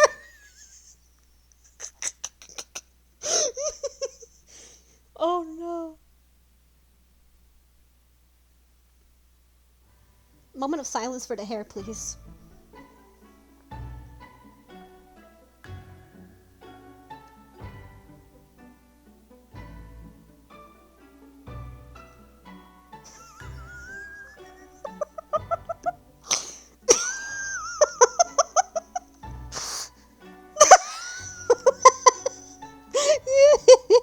Moment of silence for the stupid hair. Oh my god.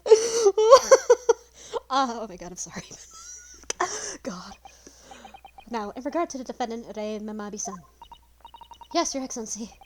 I have reached my final verdict. I hereby find you not guilty. Hey, we did it. Oh my god. Woo, we did it.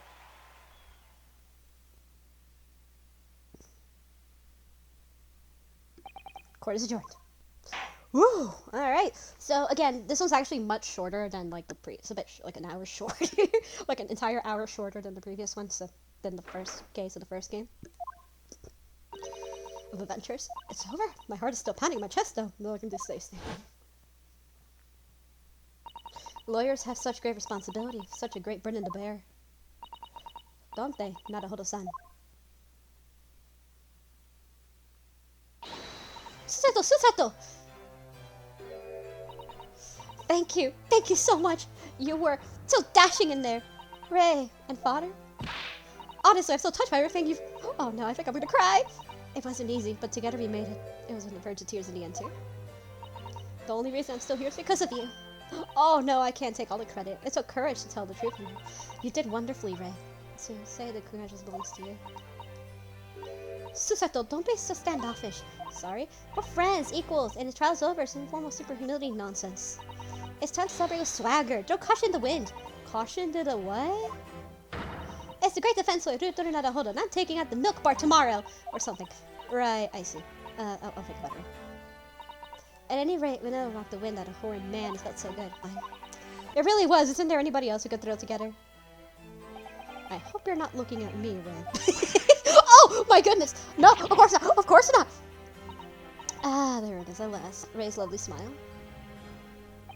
You fought for your friend at the very last. As your father, I'm extremely proud of you, defense attorney Ryotaro Naruhodo. Thank you, but I couldn't have done it without your help. Anyway, it's time for a bid farewell to Ryotaro, I think. I shall miss him anyway, but it's back to Susato Mikatoba now. So, we'll never see him again then. What? I think it's a real terrible shame. What? What is happening? Ah, Sosaki-san, Inspector Hosanaga. Is that really you? Yes, I had to change my appearance for obvious reasons. I hope, but it's me, Susato Mikatoba.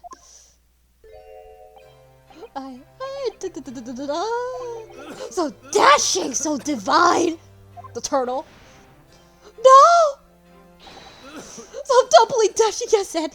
Devilishly divine, just look at you! I have no idea, Mrs. Sato-san Esquires. The January look of student Naruto-san Esquire's cousin. Astounding ace attorney! Title drop. Poor Soseki-san, so confused. I still remember the first time I ever met him. He was a prison cell in London. What an extraordinary conundrum was that unwitting student in Japan found himself embroiled in. But after Naruhodo-san skillfully defends at the Old Bailey, Soseki-san friends to return to Japan. And now he seems to have earned himself great fame as an author. I'm stunned. That's true. Impressive disguise. Never had an idea of the chief inspector of the police bureau. Who came up with Mr. Turtle, no less? Look at the little turtle. Oh, he's so sad. Look at the little turtle on the top. He has a little. I'm not sure you've admitted that, Inspector. Little turtle. Amazing. You're a woman of many faces, I see. Just two, really. And it was once in a lifetime event, I hope. Oh, I'm not a passioneer about Inspector. Well, I'm a professional, of course. I do worry about Inspector Hosanaga, since I really do. 9 months ago, when he appeared here in the Supreme Court to justify he was undercover disguised as a head waiter in a restaurant. I did as a sailor, and at the steamship of Great Britain, of course, disguised as a sailor to keep himself safe on the journey. Dude didn't help you, did it? Kazuma-sama. From my perspective, I have to admit that I have mixed feelings about all this. I mean, now the truth has been lost forever. What do you mean? I'm talking about the murder that Englishman committed at the end of last year. Oh yes, it was the English doctor she killed, as I understand. Dr. John H. Wilson, yes. The man invited to Japan personally. The mystery is, why did she kill him? And now the culprit herself is dead, we'll probably never know the answer. On the voyage to Great Britain, we had a most unexpected encounter with Mr. Herlock Sholmes, good detective, I mean. Yes, I remember Mr. Sholmes well, of course. My arch nemesis, how lately orders the name. Well, according to the stories published about him adventures Herlock Sholmes, the detective once had a partner who helped him solve crimes, a best friend. And that man was a professional medicine by the name of John H. Wilson. What? Dr. Wilson? I can't believe this coincidence. I think the English doctor of medicine killed her in Japan 9 months ago. Must have been a friend and partner, Mr. Sholmes.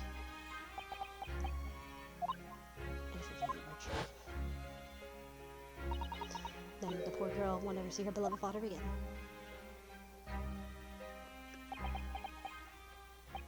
As you know, I traveled to Great Britain myself to study. It was around the time you were born. Your grandmother told me about it. On returning to Japan, I took up the professorship in Imperial University, plus a certain other roles, an advisory government diplomatic affairs. Yes, I was aware of that as well. In that case, I'm sure you understand that there are some confidential matters I cannot divulge to you. Could you just tell me one thing? Why did you send me back to Japan? It's been 2 months since I returned. When I left England, it was because of urgent telegram arrived from Japan. It said that you had collapsed in high fever and you were growing weaker by the day. What? Where did that come from? That's what I like to know, because after a long sea voyage, I found you fine, healthy, father. Is there something in Great Britain that you perceive my inconvenience in some way or harm? That's really the only explanation I can think of. Dear me, do you reserve your most cutting glares for your father, Susato? I'm sorry, my dear. I simply can't. Yeah, let me go! Oh, hi! Many Momo-san! So, one throw wasn't enough for you? I've got one last thing to say before you take me away, Professor. Me? I know the truth. I know you had a hand in what went on. The visiting student's fate. Visiting student? Giselle Bridgeby? No, not her! The student of law who left for Great Britain 8 months ago! Student of law. He must mean... Yes, Kazuma. Kazuma-sama! What are you talking about? What is Kazuma-sama? Nobody here in Japan knows anything about it. They don't know that the guy never made it to England, that he died on the steamship, and that he'll never... Yeah!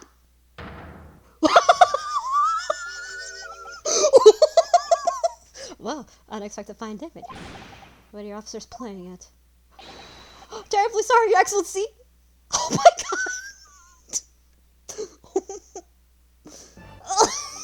I was coming to tell you that Rex Shaw has arrived. You didn't please go drive him by. Yes, thank you for dealing with him. Oh, Your Excellency! That trial's over. I'm not Your Excellency anymore. I'm really your father's friend, Sashiro Jigoku. And ever since you still saw, you seem to take a more of a dashing appearance, Susaka. Did you know all along, previous trial? A judge sees everything, Susaka. I could have let it take the risk. If Sashiro here hadn't known you recognized you, I had to wait a bit for him. As an old friend. So, Sashiro, shall we? Yes, I already rolled in that case with very simple dishes address. Before you go, father. Sorry, my dear. We shall return to our main position later date, but well done again, both of you. Oh, thank you very much. What did you think of Sashiro's sling, eh? It's been a while since I had that man fly like that. Oh, you sent him fly! Didn't you break the witness stance, by the way? Didn't you break the witness stance so hard that they had to replace it? Didn't you have to do that one time? Just saying. Bro, he just flung the man into another side of the room. What if I could be fighting for me? About Giselle Brett, about Dr. Wilson, and now it seems, according to the reporter, about Kazuma-sama. His body never returned, didn't it? I'm gonna have to bring this photo up sometime when nobody else is around. Judicial Sister Mikatoba-san Esquire is gonna have a word. Oh, yes, of course, Sasaki-san. What is it?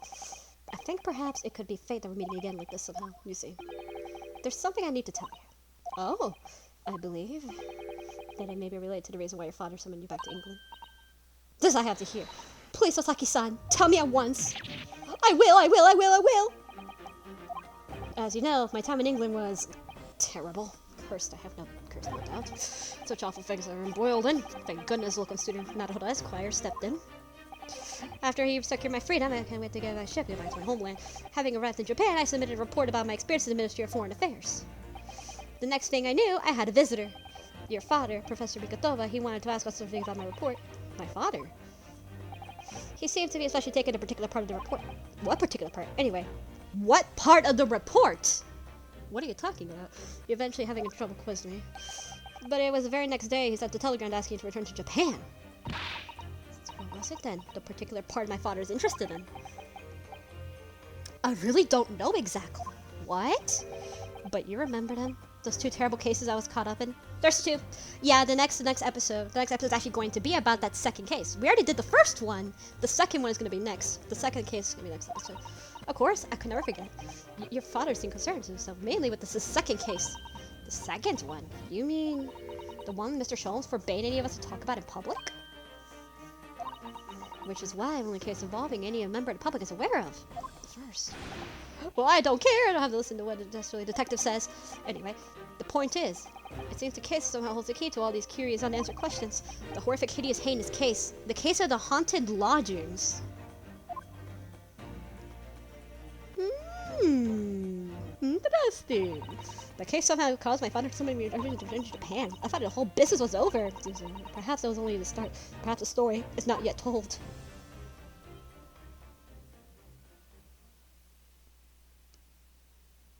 Well.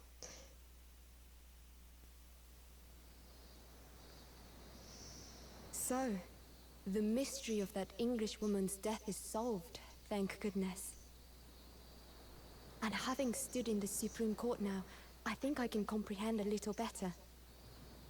How you must be feeling as you fight for people's freedom in a foreign land, Naruhodo-san.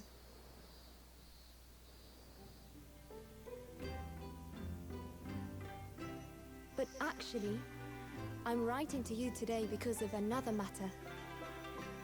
I met Soseki-san and we talked about that second case he was involved in. Father has said nothing to me, but I feel certain of it. That case holds the key to some great unsolved mystery. My notes on the case should still be in the office, tucked away at the back of the shelves on the left. Perhaps you might like to look over them again. Today, for the first time this year, it feels as though summer has arrived. The sky is a brilliant blue. It makes me long to see you again. Yours, Susato.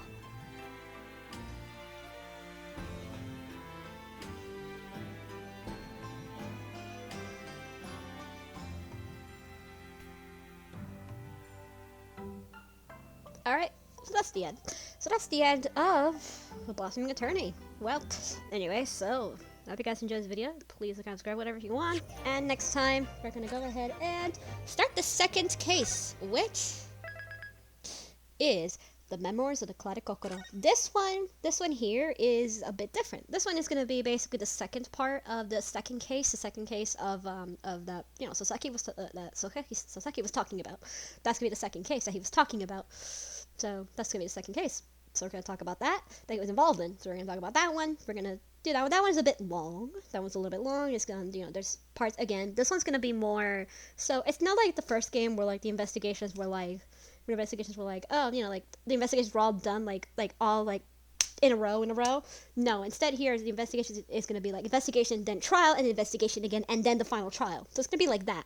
Classic Ace Attorney kind of order instead of like the order that Adventure did, which was like the pure investigation for like a few hours and then pure trial for a few hours. Here it's gonna be more like kind of like a split, kind of like to try to split things up. Like it's gonna be like, oh, investigation and then trial and investigation and then trial again, and it ends with the trial. So it's gonna be like that. So yeah, just keep that in mind. So yeah, see you guys then. Bye.